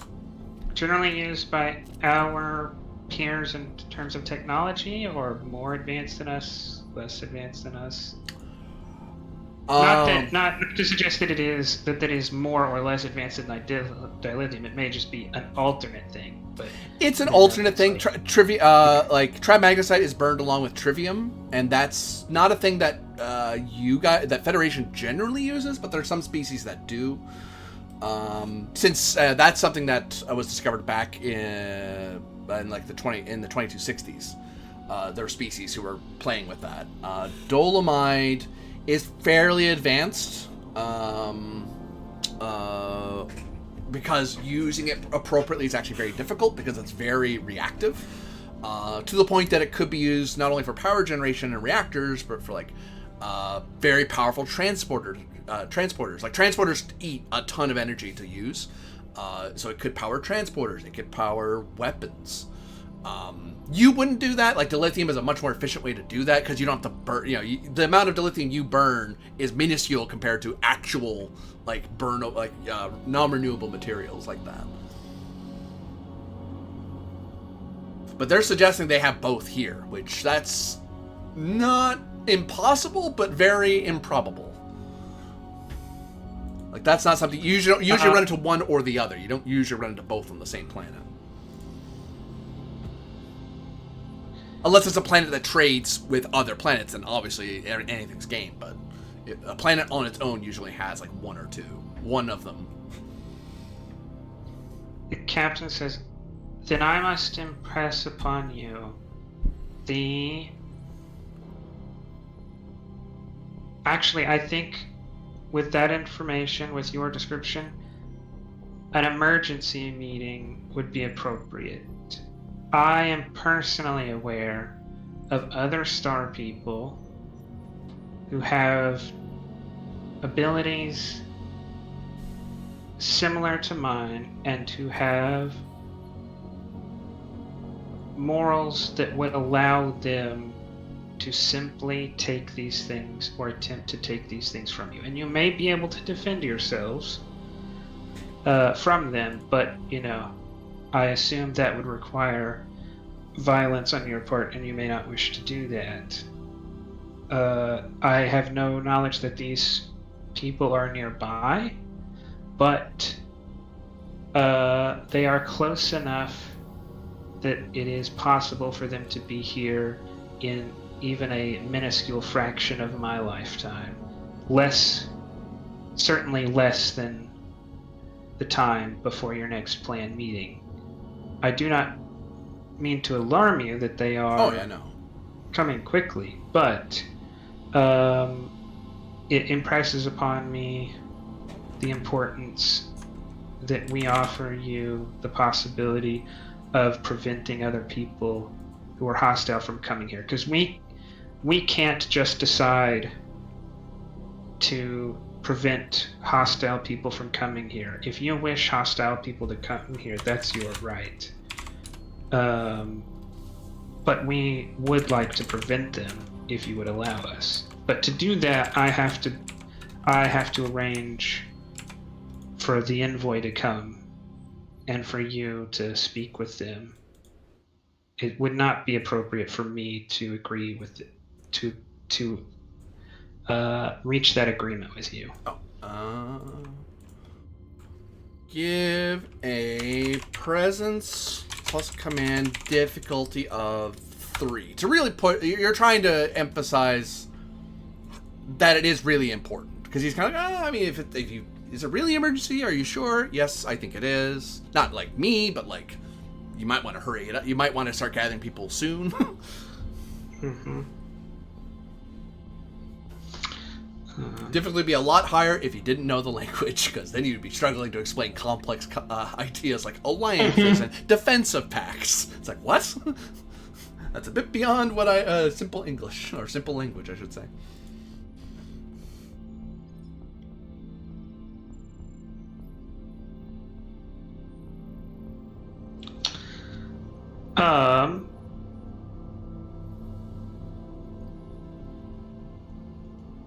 Is it possible to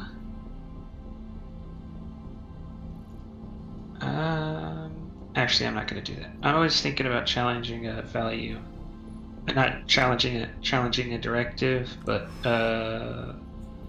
it's not that difficult. No reason to get more dinks than are necessary. Which momentarily gave me a laugh because I used to work with a ding.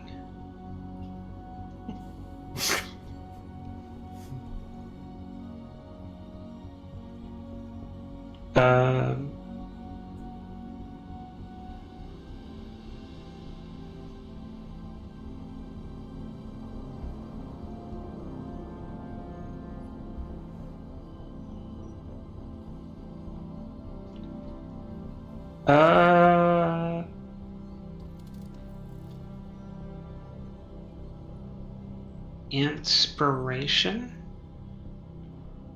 Because I have literally no power to make this happen. I only have, I have to entirely rely on how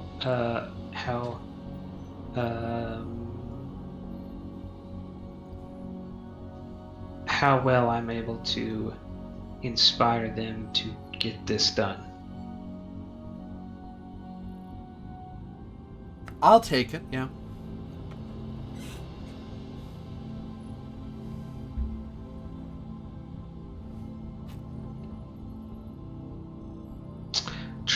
Fair dealer. Yeah. As you're particularly adept at, like, okay, I understand if you can't do it at this time or that time. You know, we'll meet your emergency your way, not our way. You know.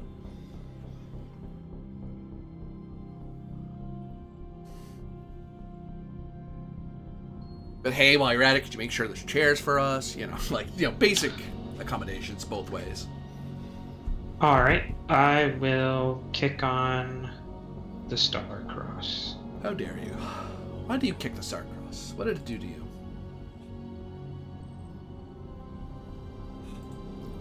Question. And it wasn't necessary. Clicky click. Generates 1, I believe. 2, sorry.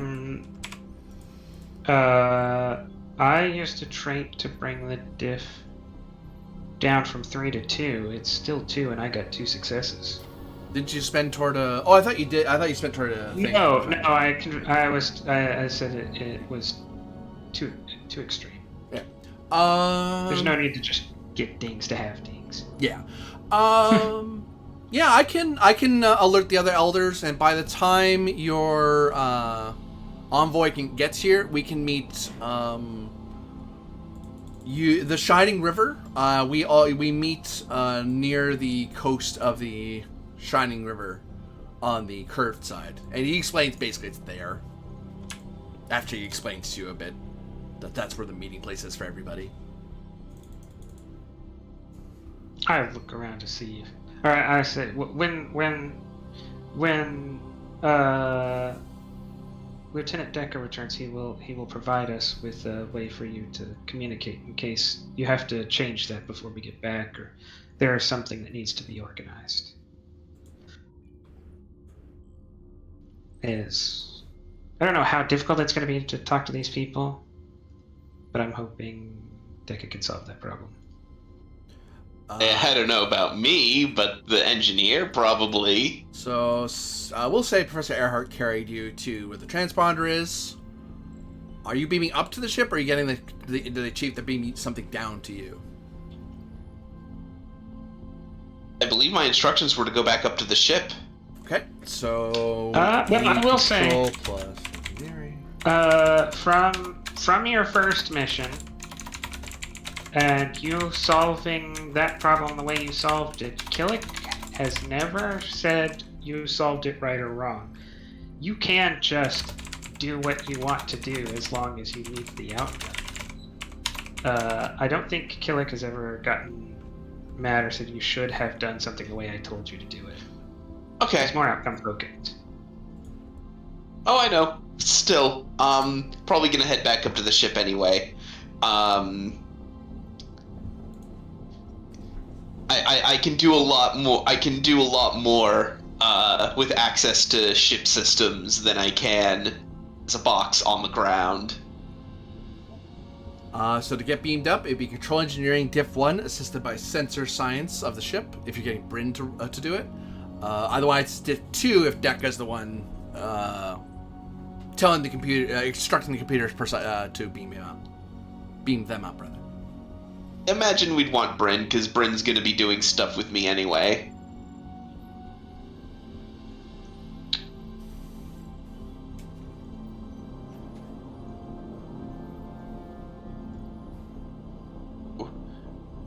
I leave that to whoever is controlling Bryn. Actually, Doctor, have you Someone else rolled can do. yet? Not recently. This scene. Yes. You have? I have an insight science roll up there. Don't know if that was this scene or not. Is it? No, it was going The into scene this changed thing. when we started talking to the Mystic, basically. Right. Then no, I don't think I have. Yep, you'd be able to roll. You'd be able to roll for Bryn. Cool. I'll do that.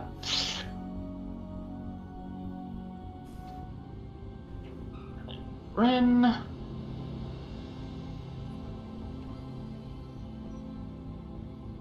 Does not have a focus. Will spend a threat for a third die. Certainly.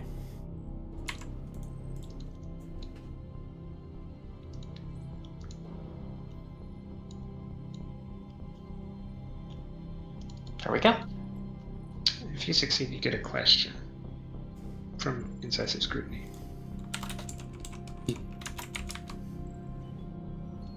Oh. Okay. Ship. Cool.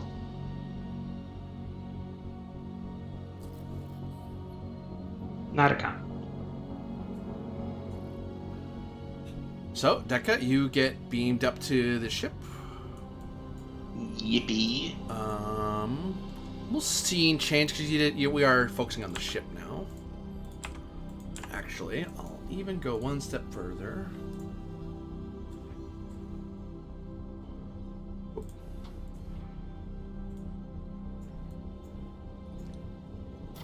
Scroll. Oh man, you are taxing this Roll20 sheet. It's like it flickers like you're turning turning on the lights in an old warehouse or something. It's like they're coming on in series or something. Oh Yeah, yeah, they for- only come for me on it like loaded half first. brightness. Yeah. For me, it's still loading, and it loaded first as just black background with a bunch of white squares everywhere. Yeah. Yep. White squares at different angles. It's very Oh funny. god, it's loading in at 15 FPS. Yeah. Well, 20's Uh, having a day today. 15 FPS would be insanely generous for Roll20. There's only one Yeah, I think frame. it's more like 2. Dekka, you've been beamed up to the ship with Lieutenant Commander Dash Bryn at the controls. Commander, I have instructions from the captain. They require some equipment that, if I'm understanding, the goal is we need to leave some equipment down there with them long term. Yeah. The ask was some way to communicate with them, presumably from distance. Yeah.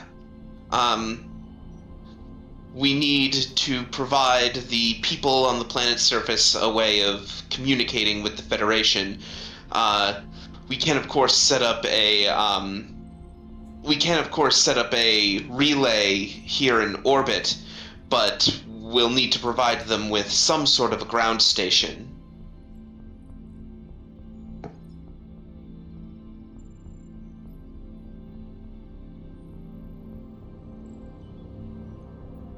Any of you can take up the engineer. It's up to you. Oh yeah, sure. I'll continue with the engineer. We could set up a ground-based transmitter or an orbital one, depending on the captain's requirements. Although the conditions of this system's cyclical disturbances may make some of that communication more difficult. Indeed, we'll likely, whatever we design, whether it be a single ground-based transmitter or a ground-based transmitter with an orbital relay, any hardware we construct will have to be hardened against the solar radiation.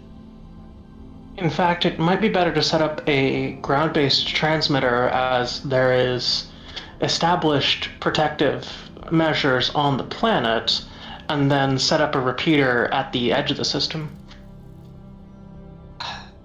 Indeed, after all, the radiation signature falls off past the edge of the system. Exactly.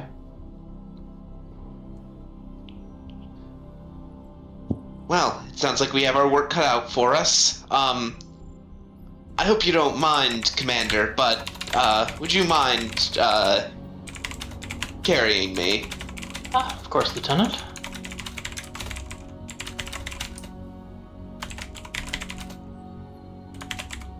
I did just realize something that I hope you don't do this and it be for naught. This is not gonna put like a giant "Hey, come and slave us" beacon on this planet, is because they're hidden right now. That is kind of what I was angling towards with being at the end of the system, because I thought about that, but Bryn doesn't have a reason to think of that necessarily. Okay. And this was the job. And hey, look, this is the job I was given. Yeah, you're right. That's good. So, I think then the important thing is then we need to make a radiation-hardened transmitter that is capable of transmitting to edge of system.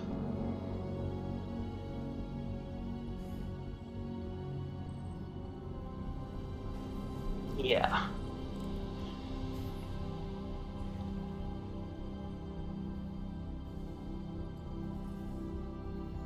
So where do you go? Engineering? Presumably engineering. Okay. I'll have you. There is a opposed role here. You're the defenders. Insight plus security. Oh, it's for making a system that won't. You're seeing something that may be happening within your presence. Mm-hmm. I think I'm gonna tag along. Don't like that. I don't think rapid analysis will work as a focus here. So no focus. Only thing I can think of is psionics, but that's it.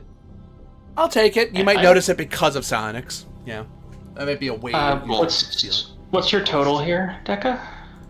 Insight security. I'm only rocking a 13. I'm also rocking a 13. And you've got a focus, so go ahead and lead and I'll assist. Okay, I'll spend momentum into threat. A momentum into threat. Hey, that's not bad for me. Comp from Bryn? Sorry. Oh, 2, 3. Take the threat. Giving me the threat, okay. Yeah. Then about to throw right back in my faith, I'm sure. 2, 1, 2, 3, full mit. Cool. Oh. my god. Okay. One, and they complicated. So you generate 1. So before you get to engineering, as you're like here, you're just rounding a corner, about to head toward engineering. Somebody's kind of peeking around the corner, waiting for you guys to leave and head toward the. Look, they are obviously looking like they want to go to where the transporter room door is.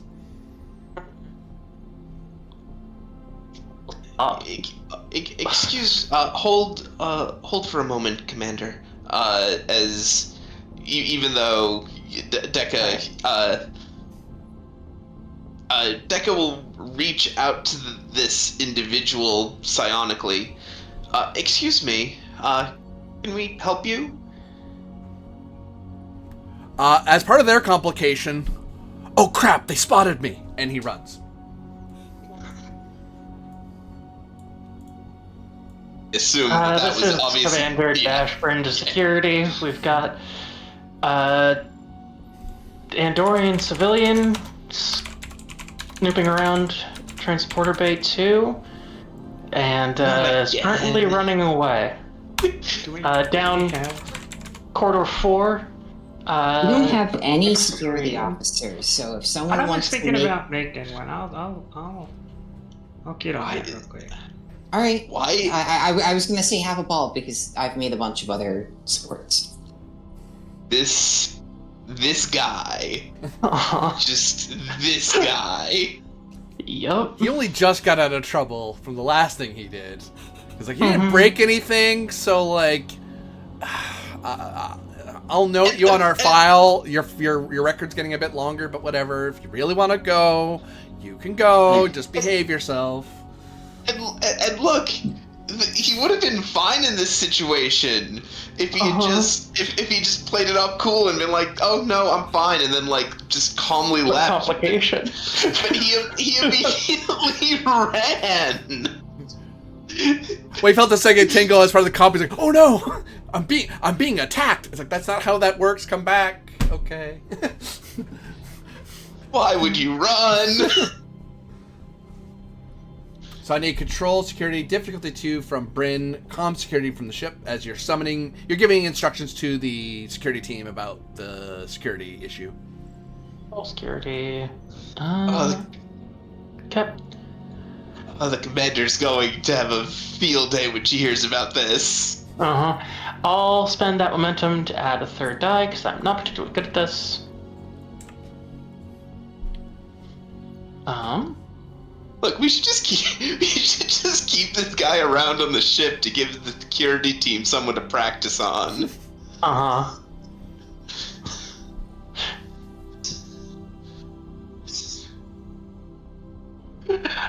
Ship assists with comms, security, communications, security.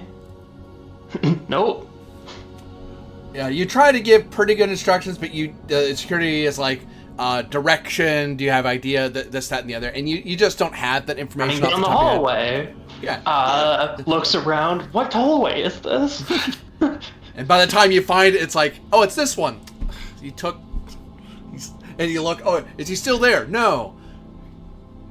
Ugh. We need to drill with engineering how to give reports better. I said outside the transporter room. That should be enough.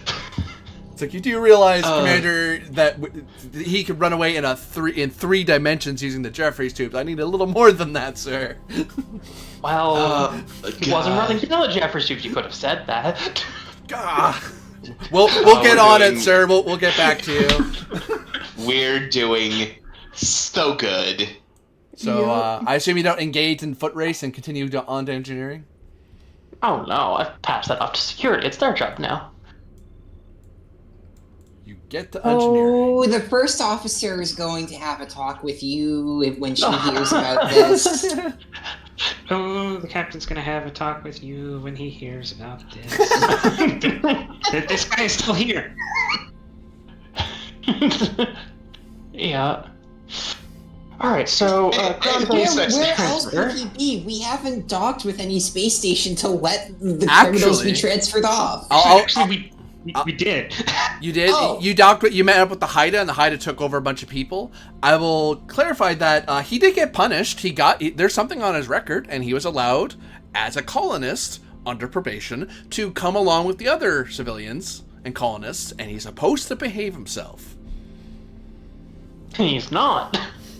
Oh, Because the Commodore's like, look, I need more colonists. He is resourceful. As long as he doesn't break anything or hurt anybody, I'm not going to sweat it too hard. But if he's really becoming a nuisance for you, yeah, let me know and I can put him somewhere else.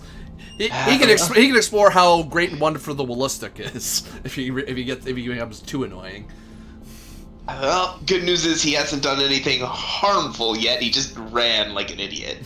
Uh-huh. It's like, that's fleeing and eluding. But yeah, you're in engineering.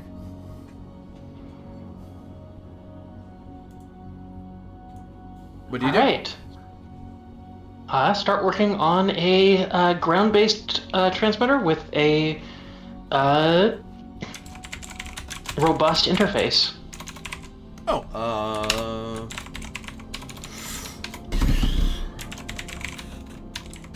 And independent power supply, probably. Because Bryn does not know what kind of tech level people down there are. No one's bothered to tell him anything. insight or reason plus Can't engineering imagine what that difficulty feels 2. like. Accessible by computers plus engineering. Right. And actually, because you're in main engineering, the difficulty's down, because this is a lot easier to do when you're in the main engineering bay. You literally can go, what's in the stocks? I don't know. Goes over to the bit where there's a bunch of stuff stored. Let me look it up. I literally have data pads I can pull off the wall and look up. Like, actually, I don't have to look up the computer. It's over here somewhere. Right. No focus. We'll just roll 2 dice here. Wow. Alright. And then the ship with computers. Computers with the sensors. Computers, engineering. Why is this still open? Close, you silly thing. Yes, No don't comp. save. Generated 1. Yeah, you actually find in stock exactly that. That's actually somewhat standard thing you would use. It's not meant necessarily to give away to aliens to use, but it is a thing that sometimes if you had an away team that's going to sit somewhere for a long time, this is a very simple. No, you don't need an engineering degree to use it. It's turn this knob, press this button. This is how it works. Although a skilled engineer goes, there's like a little panel in the back that if you open it, you can do the more complex stuff. This is communication buoy for dummies. Yeah.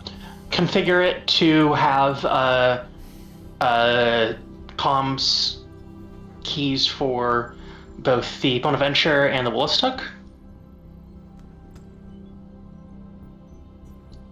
Like dedicated, call this place. Can be buttons. done. I just need a thing.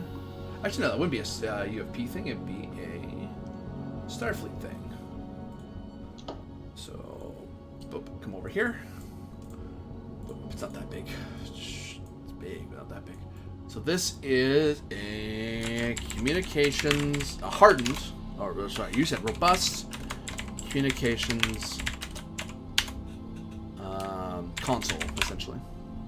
Well, transmitter. Yep. I'll shorten it just to make my life easy. Works via actual nameplate it and let you see it. I was about to say that, but I was going to give you a minute. Okay. Talks to And I'd like to and you guys. run a subspace wave analysis of the region to see if a repeater at the edge of the system will be necessary under most system conditions. Reason plus engineering. I would make the difficulty 3, but 2 things. 1, your main engineering. 2, there's a bunch of probes floating around, and you guys did some pretty thorough scanning of your quadrant of the system. So, reason engineering difficulty 1, assisted by sensors plus engineering.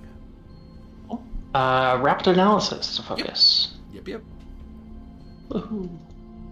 Yahoo! Woohoo! Yoshi! Oh yeah. Spend 1 momentum for a third die. That was stupid. Yeah, sure was. Plus the ship. I haven't even played a Mario game in forever. I take that back. I played one of the party games.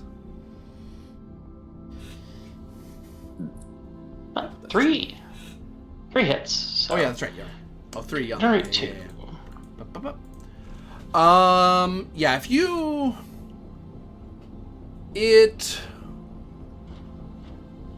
during certain times of the year, like it is now, it would be difficult. You would need to do a roll. If they broadcast, there would have to be a roll to decipher the message because it'd be garbled a little bit. But if you put something at the edge of the system, that acts as a repeater that will overcome that. But that only happens like once a year, when that's an issue. And even then, it doesn't knock them out. It just means that there's a check to hear them as opposed to no check because they have a repeater because they're transmitting out. It will take time to get places because they don't have a dedicated thing like a dedicated subspace transceiver up in orbit to pulse the signal further. And there's no. But then again, if it's in sector, that's not that long, honestly. Yeah. Like there's a slight delay, but not enough that it wouldn't be like days or a day delay, maybe like a few minute delay at most. Maybe an hour, worst case scenario, but that's a really bad subspace interference of some kind. So then, naturally occurring, I should say, but you know. Commander Bryn will say to Dekka, "All right, Lieutenant, we've got this set up. You can take it back down to the captain, I guess. Let him know that this system should be sufficient for most communications outside of this, like, 2-week to 2-month period of the system's cycle. For complete clarity, we'd want a repeater at the edge of the system, but that's captain's discretion if it's necessary. We should still be able to do post-transmission work on a signal to clear it up without it." Indeed, and we can set up something like that once the rest of the away team has returned. Absolutely. At the captain's discretion. Want to give the captain all the information we can when you get back down there. All right. Yes, it's so important to tell people about the things that are going on aboard the ship so they can make informed decisions about them. Oh yeah, absolutely. You should do that whenever you can. Yep. Assuming it's your job. Yep. Let's get this stuff loaded on the transporter pad and back down to the planet. How do you intend to move it? Go to the transporter bay and transport it there. So you're gonna leave it here in engineering, walk to the transporter. Yes. Well, how big is it? Does it fit through hallways? It doesn't look like it does. It will fit through the main hallways, but in the complication, the regular transporter isn't designed for something that big. You'd either need to use the cargo bay transporter, because that's meant for big things, or a shuttle. You'd have to eat up the entire cargo complement of a shuttle to bring it down. Well, head down to cargo bay then. Here's an interesting question. Okay. Normally, the cargo transporters isn't meant to transport, crew down to the planet's surface. Right. But I'm just a box in an energy pattern. You are welcome to make that assumption. Yeah, if you don't think I cannot stress enough how little I want you to make the GM answer the question of, do you have a soul that will be destroyed via the cargo transporter at 10 p.m. of the session? Yeah, so then the commander's going to say, all right, Ensign, take the lieutenant over to Transporter Bay 1 and get them started beaming down. I'm going to head to the cargo bay and get the transmitter to beam down alongside them. I'll roll this. This is probably something that Dekka has considered before. It's probably come up in your service. It probably came up in the academy a couple years ago. Yeah. It's like, hey, by the way, just wondering. I mean, I'm not an engineer, but I'm just wondering. Like, can I be beamed through a cargo transporter? Yeah. Like, most people can. It's just, I'll spend a momentum for a third die. Certainly. You might be able to claw some back here. And I claw it back. Deca with their claws, which are inside the box. Okay, so modern cargo, if this were NX era, I'd go, that's insane, don't do it. Because the problem with cargo transporters is that they can sometimes be a tiny bit off. And for cargo, that doesn't matter too much. You might lose some apples. There may be a slight structural integrity issue with a box. Like, that's not the worst thing in the world for cargo. It won't really destroy it. You do that to a person, and their heart might misalign a valve, and they're dying. When they beam down, and they fall over dying. Yeah. Now, modern ones had to kind of smooth that out. Transporters, I mean, that's where the advent of person transporters became a lot more safe and a lot more exacting, and that's why transporter roles are pretty difficult because, well, you don't want to screw up. Yeah, and they're smaller pads. Now, if your average biological were to beam down in a cargo bay willingly, I would ding them for it, and anyone who allowed them to do it as unnecessarily risky, because that is not what it's for. You can do it. It will transport people. It's not supposed to. There is still that the margin of error. The regulations for a cargo transporter are a lot wider than a personal transporter, because they're transporting cargo. They more care about their safety measures are for making sure a thing doesn't break, not a person dying. In your case, you don't have the biological complexity in that way. But the problem is you have an energetic complexity. You're not just a random flare of energy. You are a very specific configuration of energy that if they screw that up, it might necessarily kill you because your biology just doesn't work that way. But you might, if you go through a cargo transporter, I would ding someone for risky and stuff, because it is very possible that parts of your mind get caught in the buffer. You may suffer effectively brain damage. Yeah, no, I can't believe I was right. You are an ensouled being, and therefore your soul would be destroyed by traveling through the transporter has been canonized. Okay, cool. I wanted to know how that functioned. Okay, cool. In which case, then I'll end up having to just take the regular personnel transporter. Just the regular, much more higher rated, safety rated margin for error transporter, not the cargo transporter that gets updated every decade. Yeah. Yeah. And is fine to, displace a mole worth of molecules in any given transport. Yeah. It's assumed to be a homogeneous material. This is kind of like if someone was like, oh, you're going to take the taxi to get to the function? That pales in comparison to my strategy, putting myself in a crate and having a giant industrial-sized crane lift me and bring me across the city. I mean, yeah, you could do that, but it's not safe. But why? Yeah. Just stand in the back of this flatbed transport truck. It transports things. Yeah, but there's no seatbelts or seats.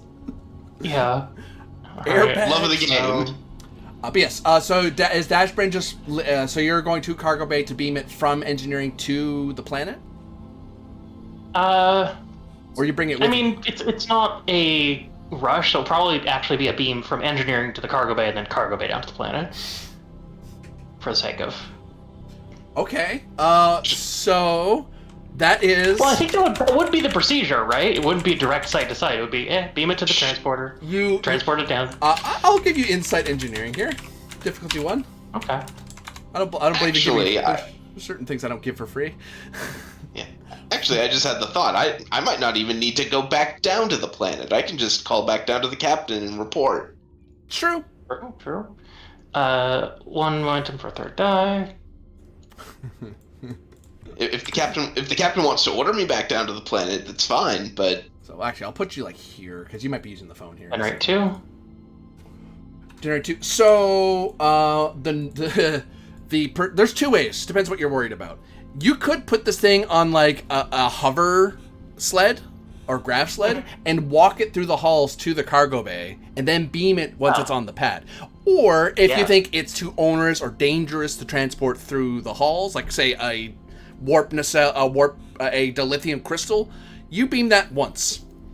It's like, no, site to site, I'm not playing around. Or we're going to be very super careful and do this whole security thing. But this thing's just a transmitter. So you could wheel this. Yeah, I'll just have someone wheel into the room then. That will cost you 1 momentum because you need a grav sled. Yep, spend that. That gets pulled into cargo bay. And now you want to beam from cargo bay to the planet? Yes. Where are you beaming at? I think at that point it's talking to Deca and saying, Lieutenant, where are we beaming this transmitter down to? Well, I should check in with the captain first. To confirm where he wants it positioned. And, Deca will connect to a nearby comm terminal. Lieutenant Deca to Captain. Go ahead. We have finished the transmitter equipment and are ready to transport it down at your request. If you have a specific location where you wish us to deposit it, please let us know. I'll ask the elders a convenient location that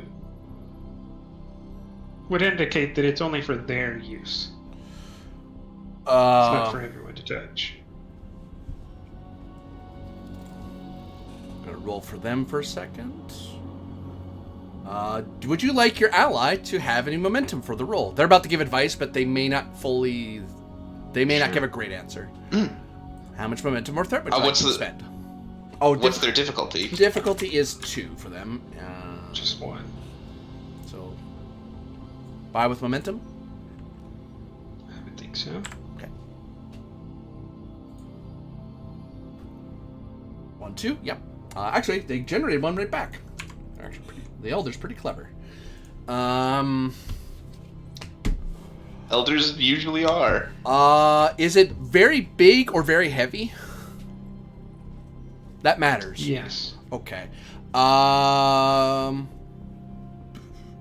He gives you instructions. Basically, he tells you to beam it to the mouth of the cave where they are, and they'll carry it the rest of the way in and put it somewhere. Because you trying to beam it in the middle of the city will be really annoying, and they'd have to figure out how to get it where they need it to be. Whereas they can, if you beam it outside the cave or the mountain, they'll be able to put it where they need, where it's easy for them to put it.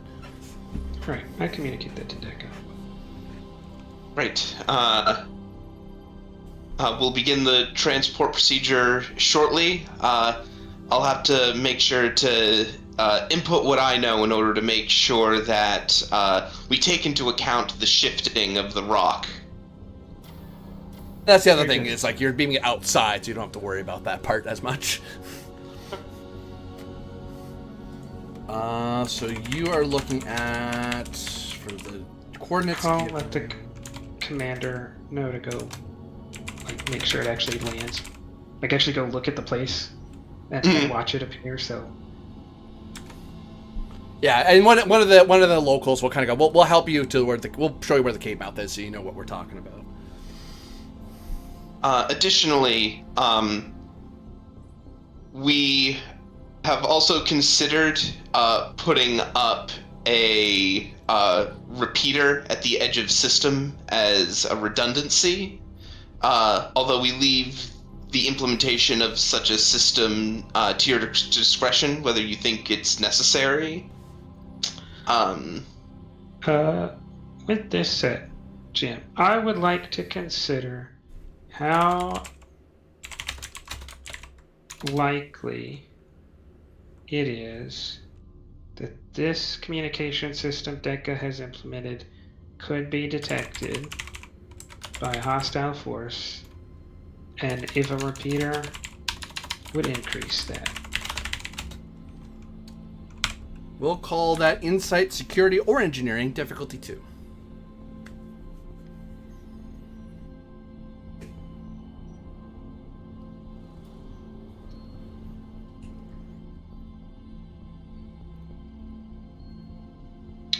Strategy and tactics. Yeah, I take that.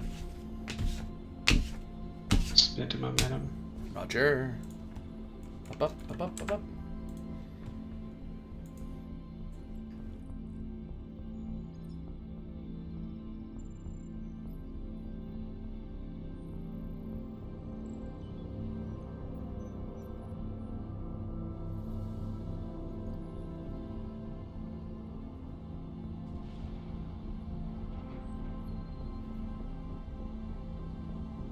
Oh, you rolled. My brain just skipped that entirely. My bad.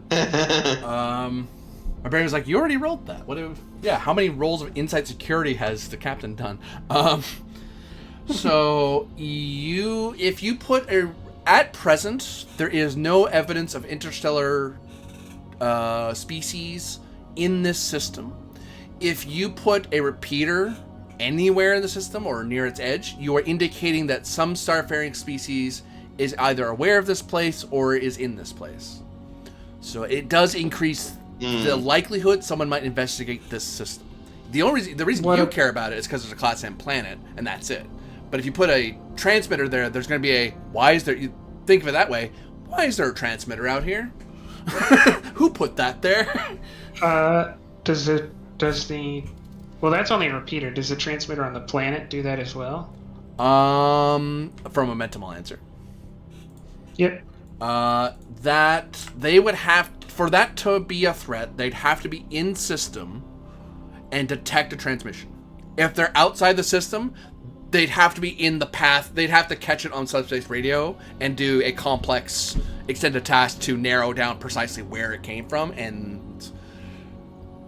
But they'd have to do that anyway, even if they're in system. It's easier if they're in system. It's almost trivial. It'd be like one roll. It'd be an extended task if they're somewhere else and they're somewhere within the subspace cone of effect of transmission, because it broadcasts that. Actually, it'd be a bloom. But anyway, they'd have to transmit where that is. That would be.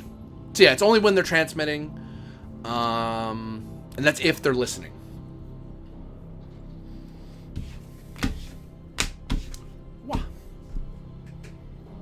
Okay. And if there is no repeater, what does that say about how difficult it will be to talk to us? Without some communication system of any kind, this I can tell you for free. Without some sort of communication system of any kind, there's no real way to. They don't have a subspace radio, so they can't really. No, what I mean is, if we give them the base device but not the edge system repeater. Oh yeah, they can still think of it like it's like a colony transmitter, is what you're giving them. So they can call with the same ease you can from orbit. So if you're outside of sector, if you're in sector, it's not that bad. If you're outside of sector, it gets a little more difficult because you don't have a repeater. We're largely playing this campaign in sector. Yeah, exactly. So okay. All right. Let's not schedule a repeater.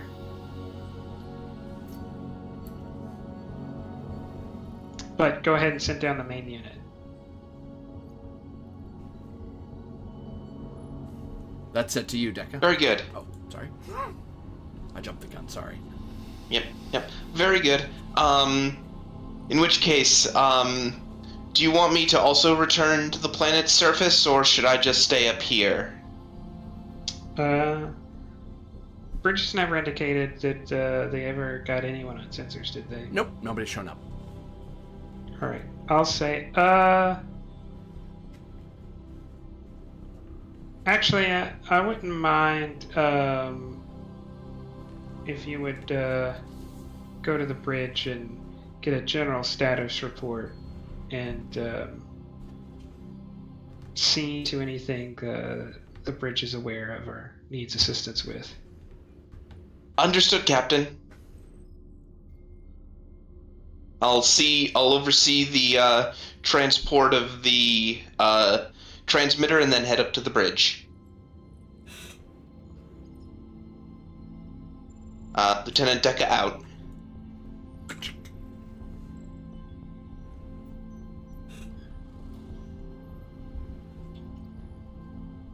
And I'll tell the Elder that I Whoops. have reconsidered the machine, and it does present a small risk of telling people they're here. So only use it in emergency. Don't use it. If we show up too early for the meeting, or we show up and someone in the meeting's not here, that's fine. But don't use this unless it's an emergency. The elder understands and tells you, okay, we can do that. Anything that makes it easier for people to find us is a bad thing, so we'll use same idea. That's why we don't have these meetings all the time. It makes it easier to find all of us. So That's good, because if some of them start getting enslaved because I put a comms unit here, I'm gonna send myself to New Zealand. So before we get back to the planet, we still have the standing role of the cargo bay transporter. Yes. That's The control engine. it is, yeah, it's control engineering, diff 1, sensors engineering, because you're beaming from a pad to not a pad. Okay. No. Focus. I'll spend one, or give you one threat for a third die. Certainly. Oh no, I clicked the wrong thing. We're okay. I didn't break anything. Don't be mad. There you go. Generate 2. Plus ship. And then the ship.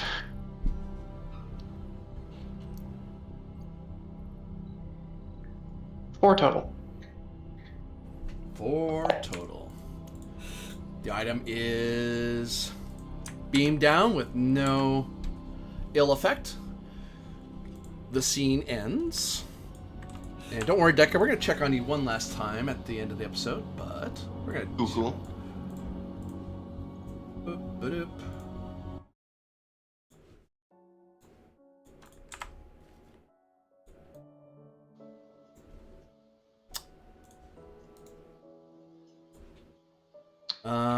I got a special brig suite set up for whoever lets it in Dorian on this planet.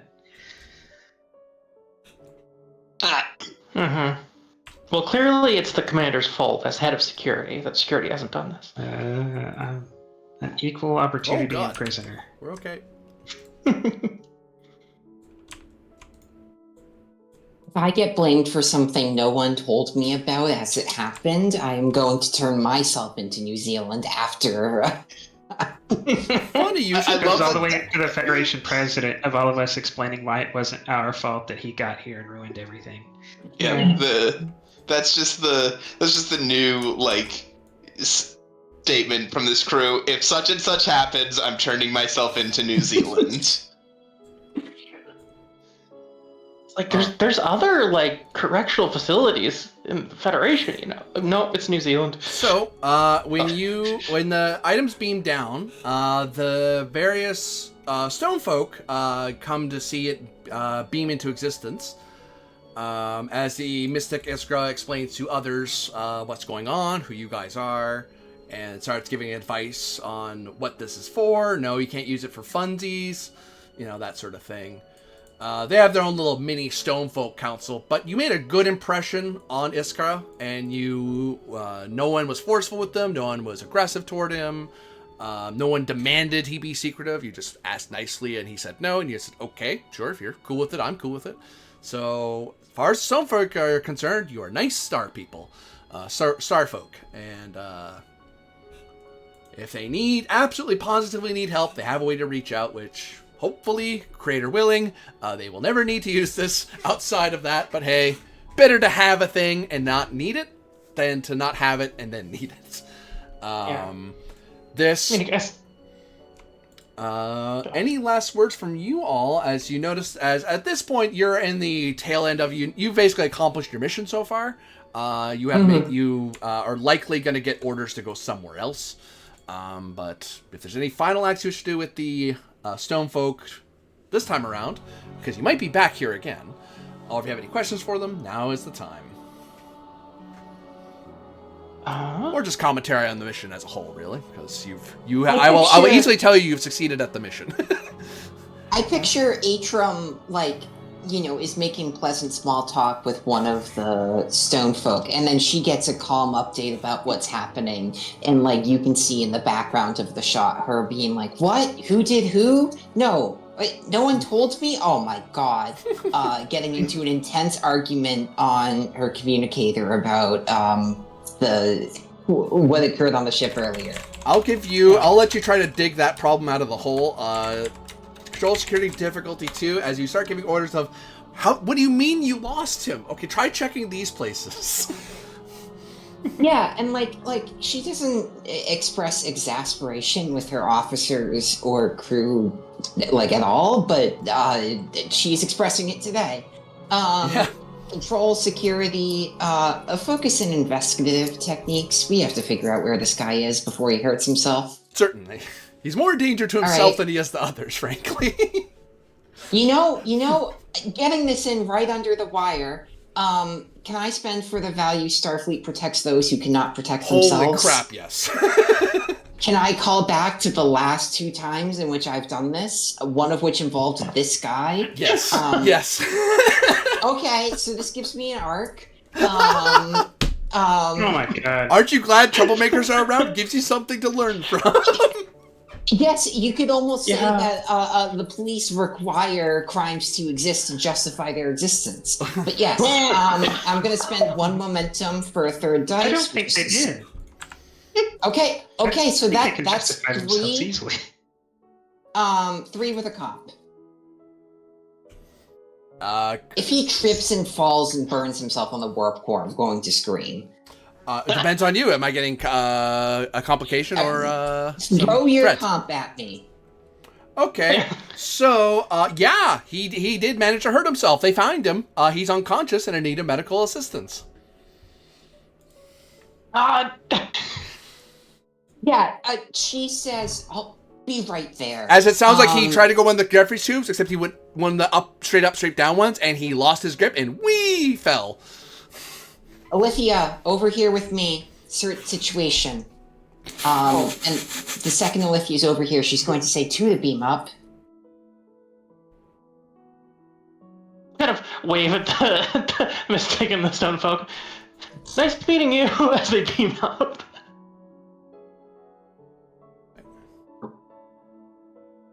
Anything from you, Captain? And actually, at this point, we'll say the professor beamed up because she has this whole research thing she needs to do now. It's like, wow, I have tons of data. I need to coordinate with all the other civilians. Yeah, she came up with me the first time because she was the one who was carrying me, I think. Well, she could set you down. I had her set you down in case they came back and wanted to keep playing, but yeah, we're at the tail end. She'll beam up now.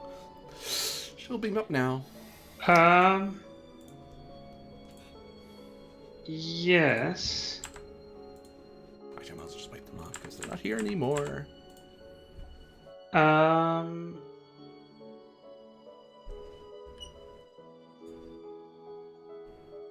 Is there a kind of... I don't know what your full technology level is, so here's a thing I could give you that you could read from. Like, I don't necessarily like a questionnaire or a survey, yeah. Well, more like, I want to give you all this information, but I really don't want to give you the Library of Alexandria, but that may be all you know how to use. Like, I don't want to give you a pad if that's going to violate something, because now you have pad technology. You can give me Insight Engineering difficulty 2 to kind of puzzle out how much you think is safe to put in their hands. The ship doesn't have any of those things.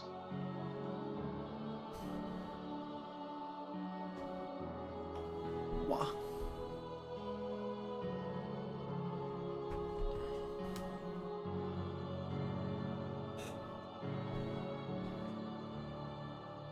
Starfleet Protocol? Yes. I know what that is. Don't have to do it right now. Generate 1.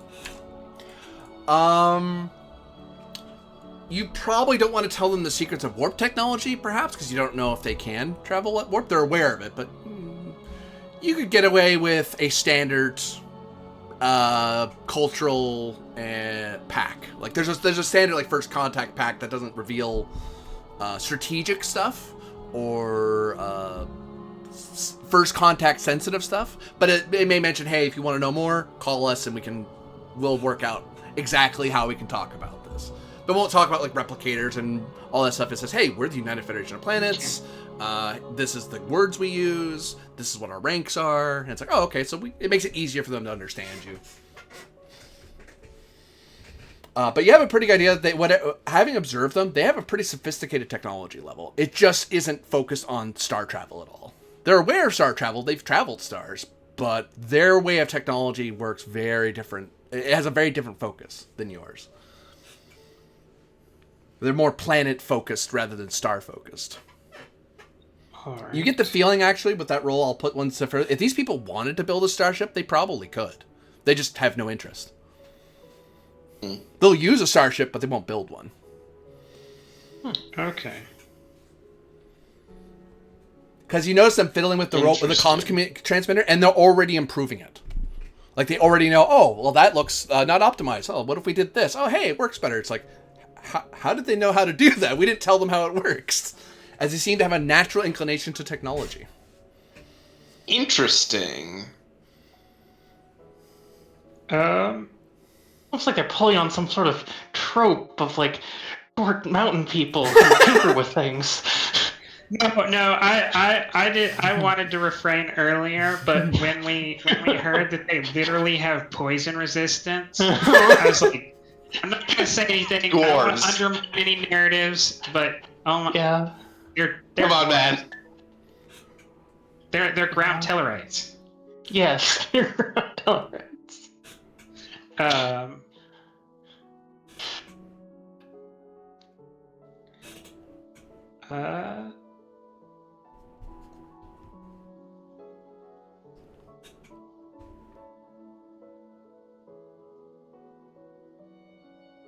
Feels very TOS that we found the planet that worked. I will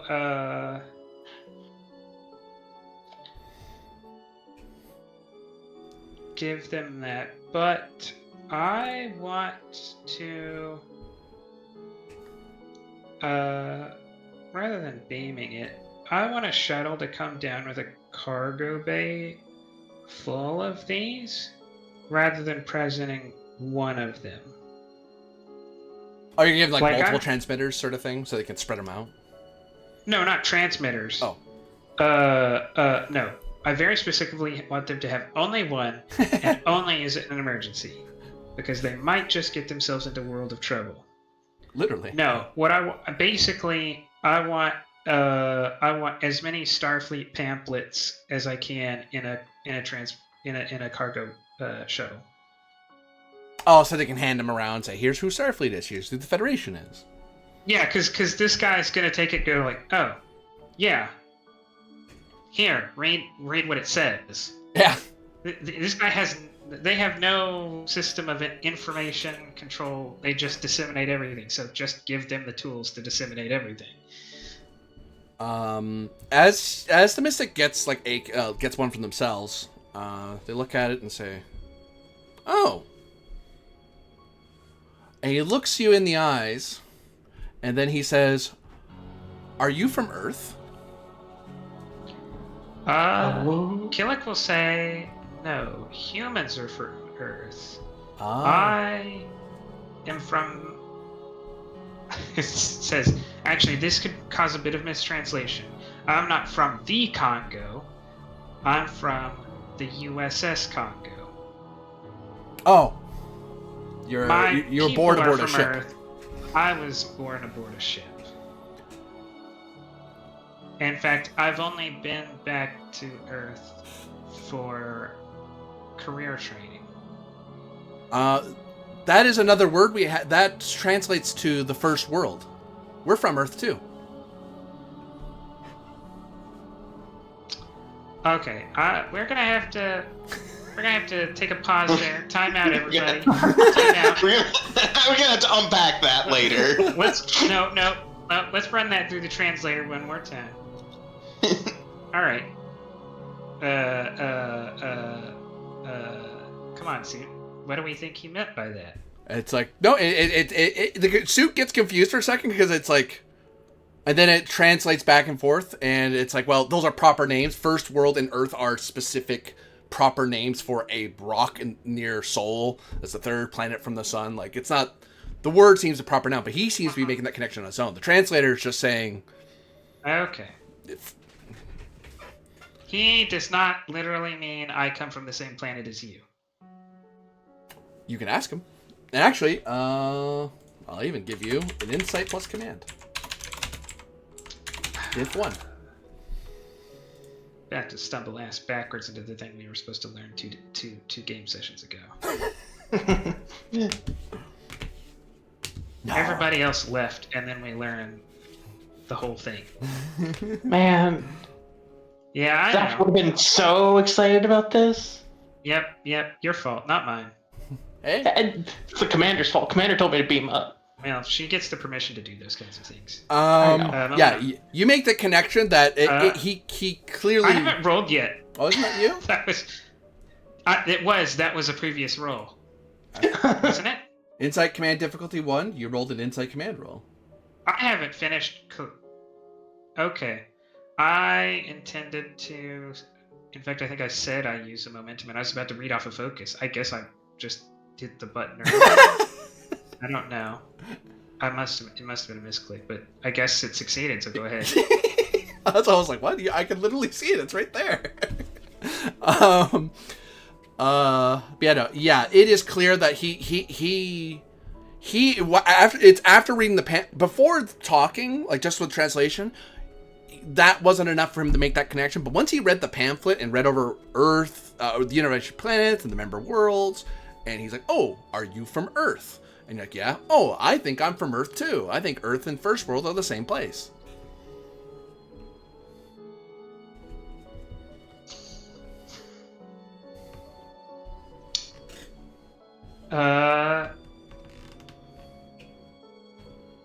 Kilixus, I need you to describe to me why you think that in detail.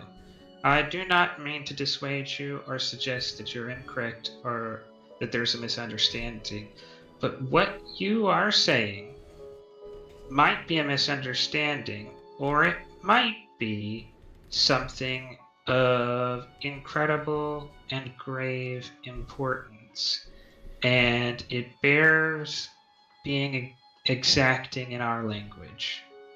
Well, he shows you a map of the world, like one of the pictures of it, and then it shows like various regional areas, like, you know, the European area, the North American area, and stuff like that. And he points to various places and goes, "Well, there's stone folk from here. I actually came from." He flips to a part of North America. He goes, "I came from here. I think it's called the Appalachians, whatever that means." We didn't call it that back then, obviously. Yeah, no, I recognize the environment, the color of the world. It looked a lot different back then when I was young, when I looked out the window, but this sounds like the same place. Just 10,000 years older, I suppose. GM, I want to see if there exists even the tiniest toehold that would allow me to act unilaterally in hanging out a little bit, attempting to put up some defenses, or just generally treating these people as, oh, these are humans that may not have an official status with the Federation, because they kind of got out here to the planets before the Federation existed, but we have a provision for that. Even if it's kind of pushing the legality. Not usually used for this, but... Yeah, no, we meant this for the colonies that started after Zeph from Cochrane and before the signing of the Charter, but I guess you could do that. Insight command difficulty 1. It's a novel legal interpretation. All I need it to do is stand up to 5 seconds of a JAG officer. You need 20 it to. seconds, You need it for the to stand up for the Commodore to go, "That's okay," as opposed to "Get the hell back here." What are you doing? You're not allowed to establish fiefdoms. Just call me I'm allowed Viceroy to bet, Killick. and you're allowed to attempt to stop me. And that's where we You're go to honor.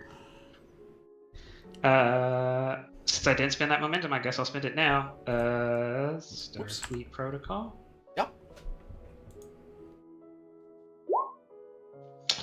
All right, let's see what we're gonna do here to solve this situation, because I want the power and authority, and you don't want to give it to me. It's the Not for free. line from the. Oh no. Let's see what I can do. You gave me your determination earlier. Yeah. No. I'm seeing if I got resources. I probably don't. There's probably nothing I can do. Oh jeez.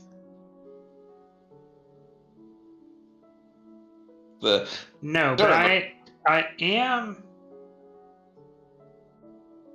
Oh, do traits of a fair dealer, Starfleet officer, or human have any help here? They're making it. Starfleet officers making this question possible. Sadly. Nothing from fair dealer though. No. Okay.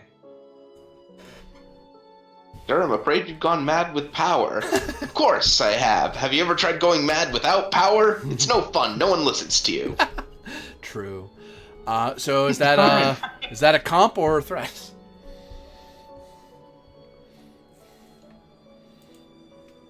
I think you're kind of stuck with that roll.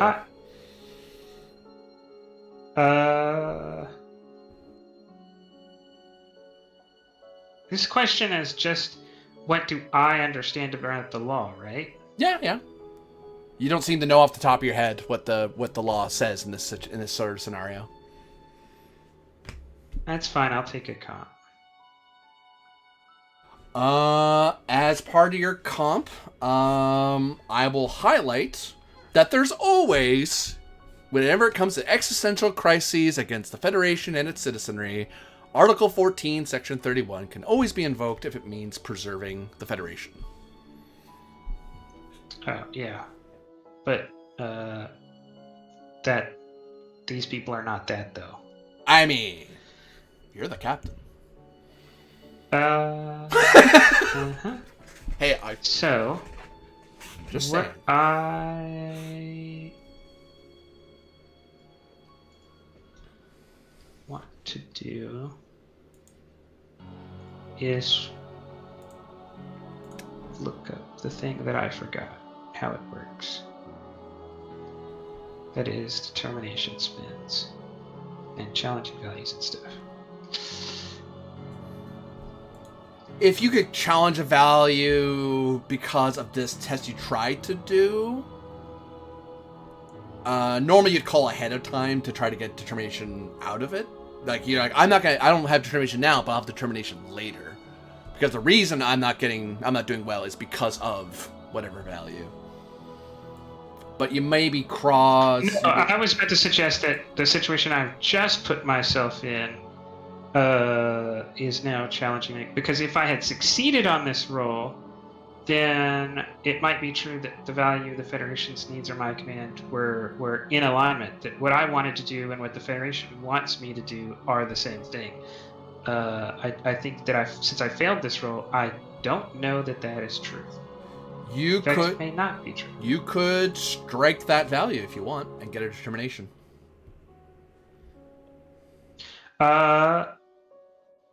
That's what I was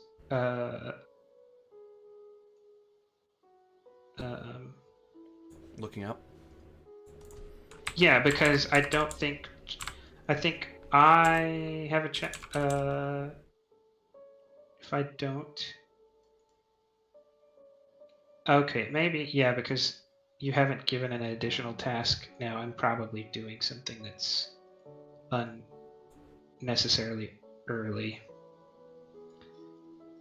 Because I was thinking more of the comply route. Comply would be to cease this line of query. You just trust the Commodore. let the Federation make the choice. But if you're making the choice unilaterally as a captain, then you aren't you are substituting your judgment for the Federation, which may or may not be correct. There's a reason why captains are given that a certain level of latitude. Sometimes captains make calls that the Federation doesn't necessarily like, but they'll approve later. Gets you in trouble, but as long as you don't get drummed out of service. I mean, Kirk's pulled some crap that the Federation wouldn't have necessarily approved of ahead of time, but he made the call, so it's too late.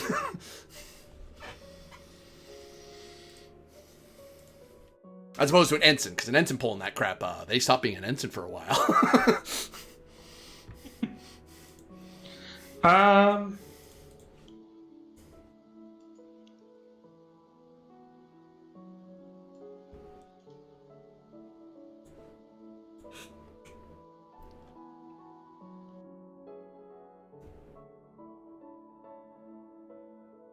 Big question. I knew this was going to catch at the end. I knew it, so.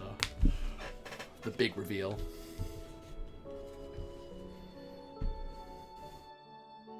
The captain says, please, one moment. But I do want to finish this conversation. Captain to the Bonaventure. You get Dekka, because Dekka's the one on the bridge. Yep. Oh, sorry. Actually, that's not really what I wanted to do. Oops. Okay. Apologies. Captain to Commander Ilithia. Oh. This is the doctor. As your nurses Commander, take over for you and are healing the person who broke his leg. Unless whatever you're dealing with is literal life and death, please return to the surface alone. You can give me control medicine understood. diff 1 to see if you actually can leave. Like if this person's in life or death or not. It would have been diff 2, but you're in med bay, so I'll bring it down by 1. Yep. Triage. Focus. No, it's just one patient. Fair enough.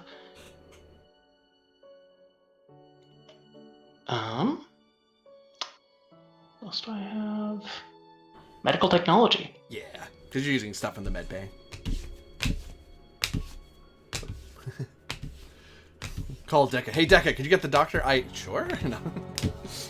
Generate one. Yep. Yeah. If you leave the med bay, you're not abandoning a patient. You can now leave it to other medical personnel to deal with them. He doesn't need your help anymore. Yeah. Just wrap me up, Captain. I'll be right down. And for sake of narrative speed, Doctor will head over to the transport down. Phew. Captain. I say.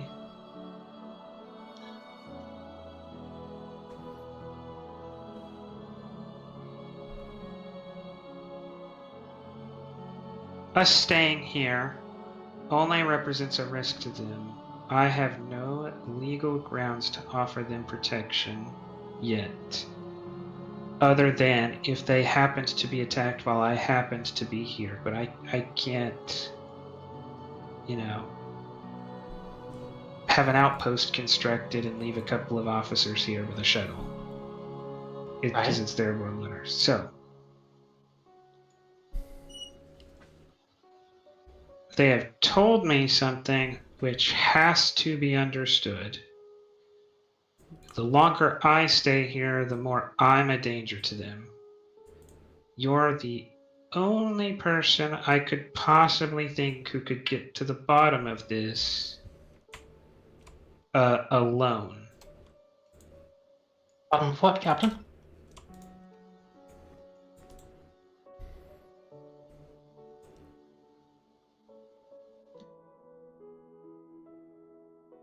I mean, I'm happy to stay here and learn That's more good. about I was the trying to locals. think of a way to figure that out if you were going to fight me on that, because I don't want to tell you this unless you're going to stay here. Otherwise, I'm not going to tell you.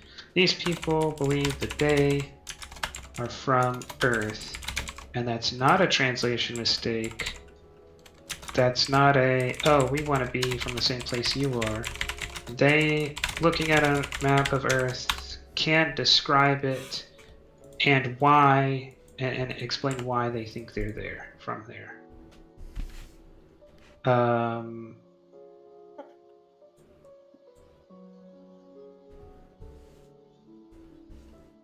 I have a question, GM. Uh-huh.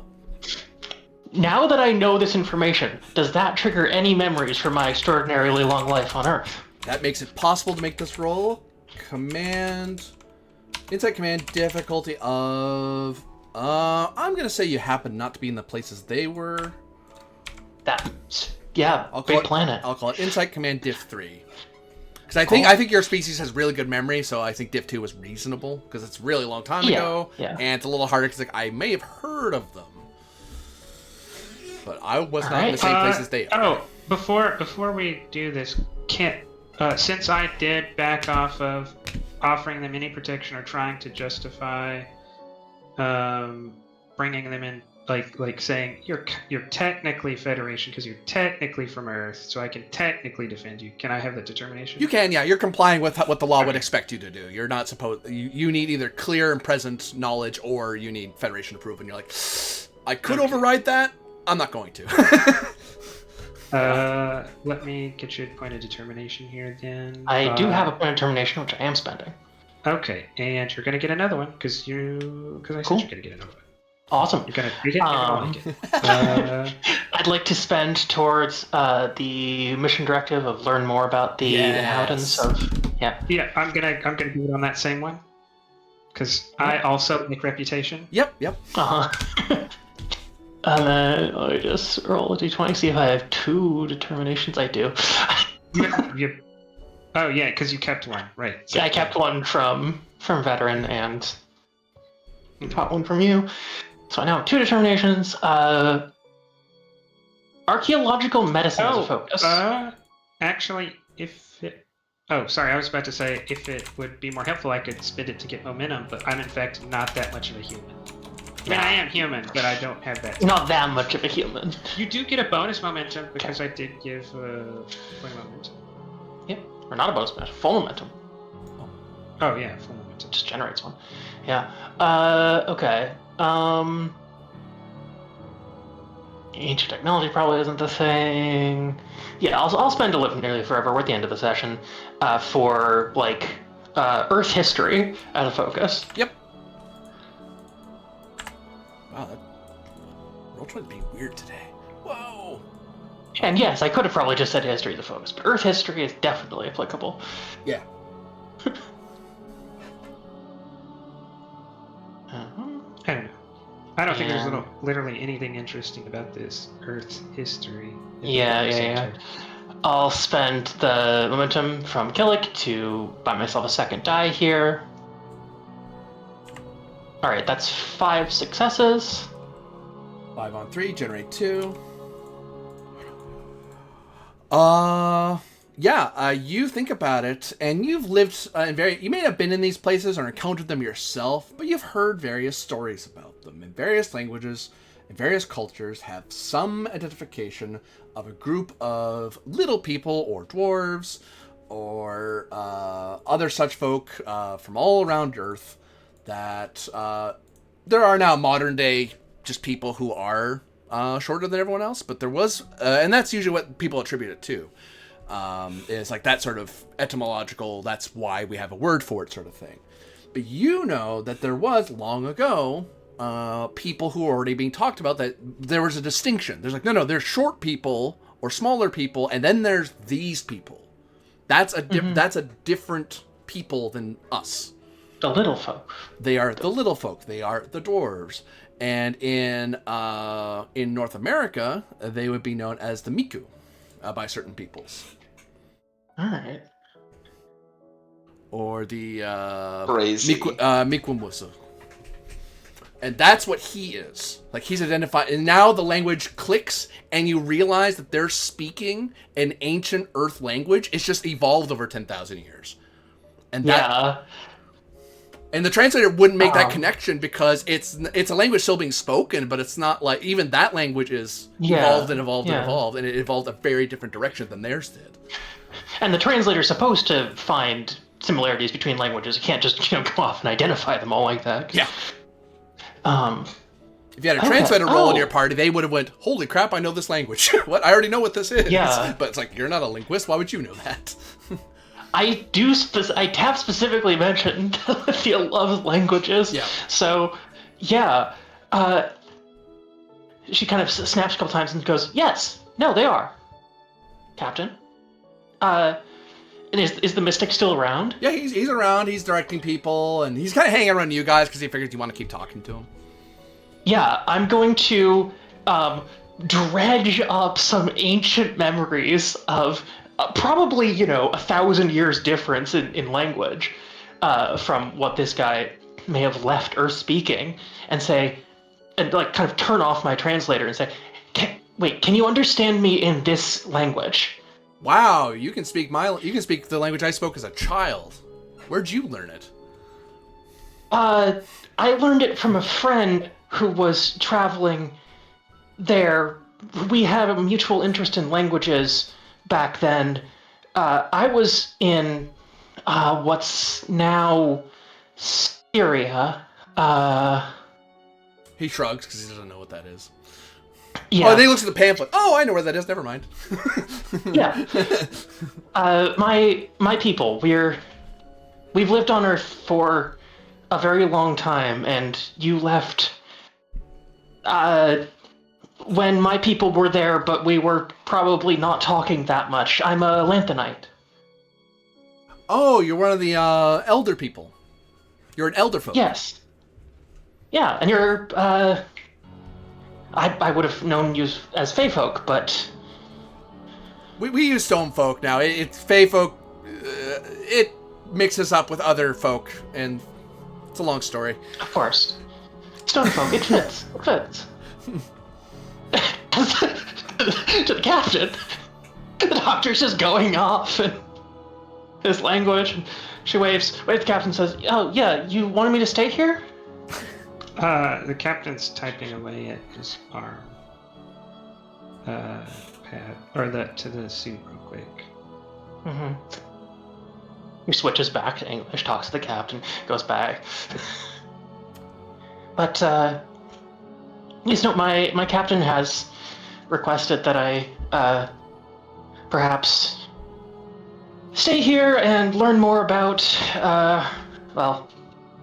probably stuff that we both already know, but stuff that's very new to the humans, or that they'd have forgotten. As this question hangs in the air, Sorry. As this question hangs in the air, the scene will end. You'll be able to make a decision and let me know between episodes exactly what you want, because I know I put a big bombshell on you, and I'll let you. I just typed it out exactly what I wanted. Oh, okay. I was going to hand Alithia orders and leave her here. Yep. According to understand the nature of the stone people. Yeah. The doctor will accept this mission, and I might have to play some supports for a bit. We cut up to the ship for the final scene. Decca. Yes. We'll say you're over here. Decca, you have been put in command of the bridge for the time being, as you're waiting as lots of stuff is going on and things are tying up. I'll give you an Insight Command difficulty 2, assisted by Comms Command, to see, because you're getting a rough idea of what's going on in the sector and listening to subspace radio reports from the rest of the fleet. The rest of the expedition, I should say. Sorry. You're kind of small to be called a fleet, honestly. Insight Command, you say? Yeah. Take a threat, and I'll spend 2 momentum. Boop, boop, boop. Whoopsie. Ooh, good thing I did.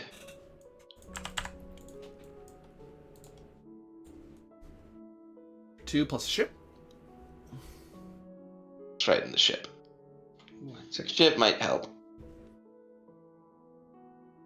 And I'll risk You it. said anything nice about the ship? And I generate a bonus momentum. What is the ship rolling? Comms Command. Oh, I'm in. Is it rolling a 1 or a 2? You're prescient, right? No. I told you you hadn't said anything nice about the ship, and you didn't fix the problem. Comp or threat?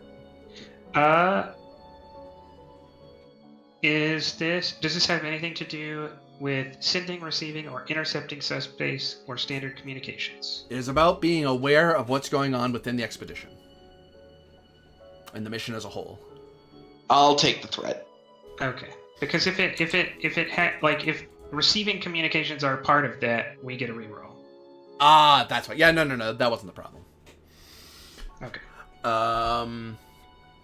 You, Deca, are made aware, because you're kind of keeping a running tally on what's going on in the expedition and hearing from what the Haida is doing, what's going on in the Wallista, what the Commodore's up to, and as far as the Bonaventure is concerned, the crew seems fine, everything's fine. Security,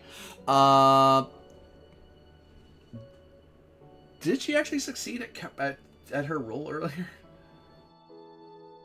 She did, yeah. So eventually, the guy who was causing trouble was captured, and he's now warming his heels in the brig to think about what he did.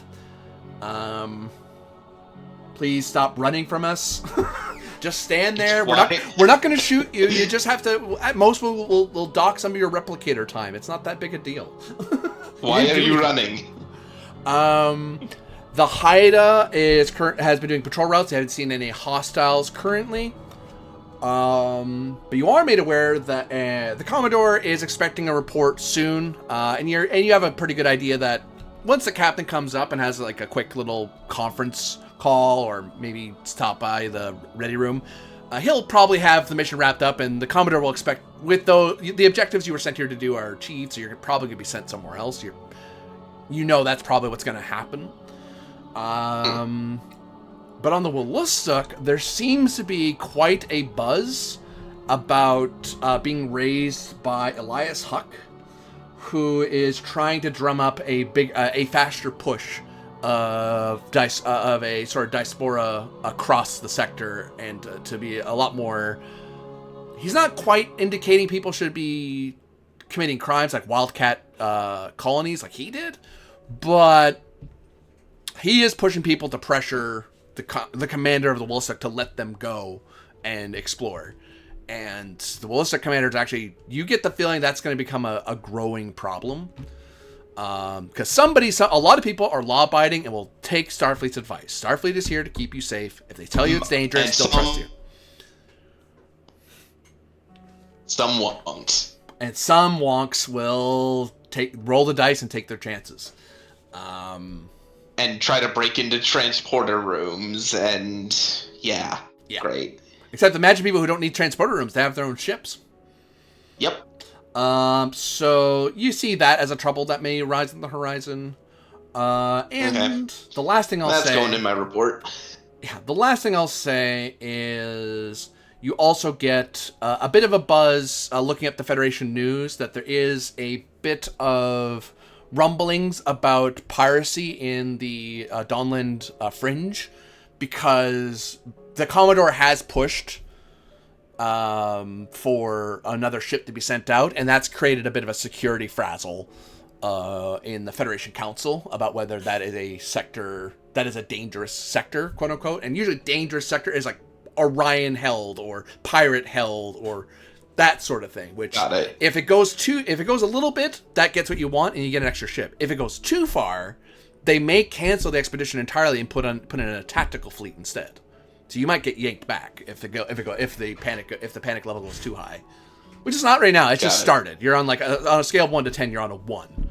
They're talking about maybe doing it, which you're new to the fleet, so you don't know how likely that is. But and that's also a security tactics strategy concern, not really my purview. Yeah, you're just learning of it because you're in the chair and you're hearing about the news. You have a momentum. You can ask me a question. Anything from since the captain is the one who's going to be receiving this report, does the captain have any specific questions?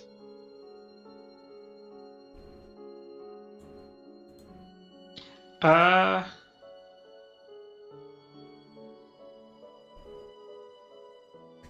has anything we learned created any opportunity? If transmitted to the Commodore, could it provide any ability for the Commodore to shut Huck down legally? Yeah, that's a good question. Very good. That if this planet is designated as culturally a cultural quarantine, then legally Federation citizens can't. They'd have to disavow to colonize here. They'd have to disavow Starfleet protection and race for it. And even then, the Federation may do something about it if the Federation citizens, which everyone in Wolasuk is. So there's legal grounds, but there's legal ways for people to try to roll their dice and push their luck. But you have legal grounds to do something. Yeah, about but then they're rolling their dice. Yeah, but They're- then they're rolling their dice and pushing their luck. Yeah, 'cause so- if they The thing do- is that them rolling the dice is not like I'm gonna roll the dice if Starfleet's gonna give me. It's I'm gonna go here and insert myself into these people's planet and roll the dice that nothing bad happens. Yeah, 'cause if They're nothing gonna- bad they're gonna- happens- they're gonna come and screw the place up and hope that they're screwing it up doesn't cause Yeah. them personally problems. Yeah, because if they come here with Starfleet okay, if they go there with Starfleet okay, and then something bad happens, Starfleet sends people to help you fix it. If you go there on your own and disavow Federation, it's like, no, if the locals ask us for help, we're going to help them.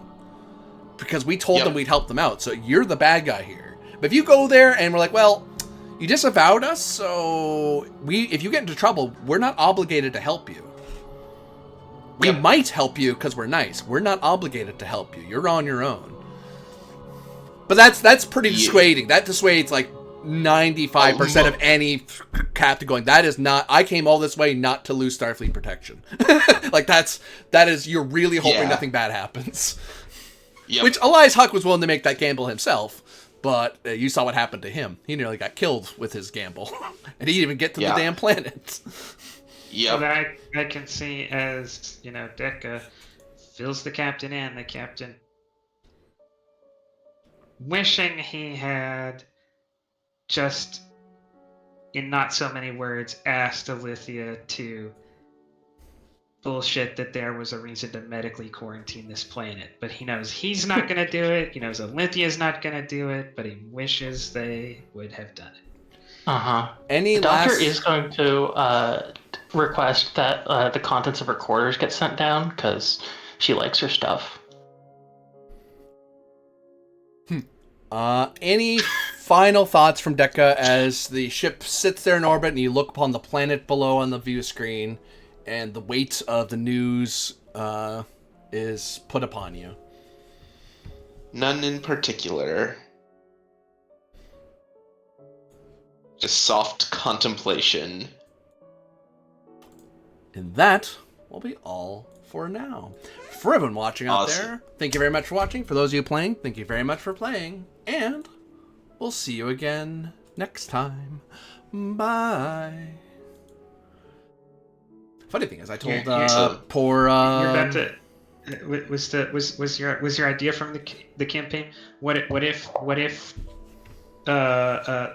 maybe like the Royal Navy, instead of helping people got here, just set up outside on the coast of New England and was like, try me. Jeez. That's what we're about to do. Anywho, I gotta get going. Have a good one, y'all. Gotcha. I very happy to have written myself temporarily out of the story if that's how it turns out, because I think this is absolutely what the Doctor would want to do. But it's kind of funny.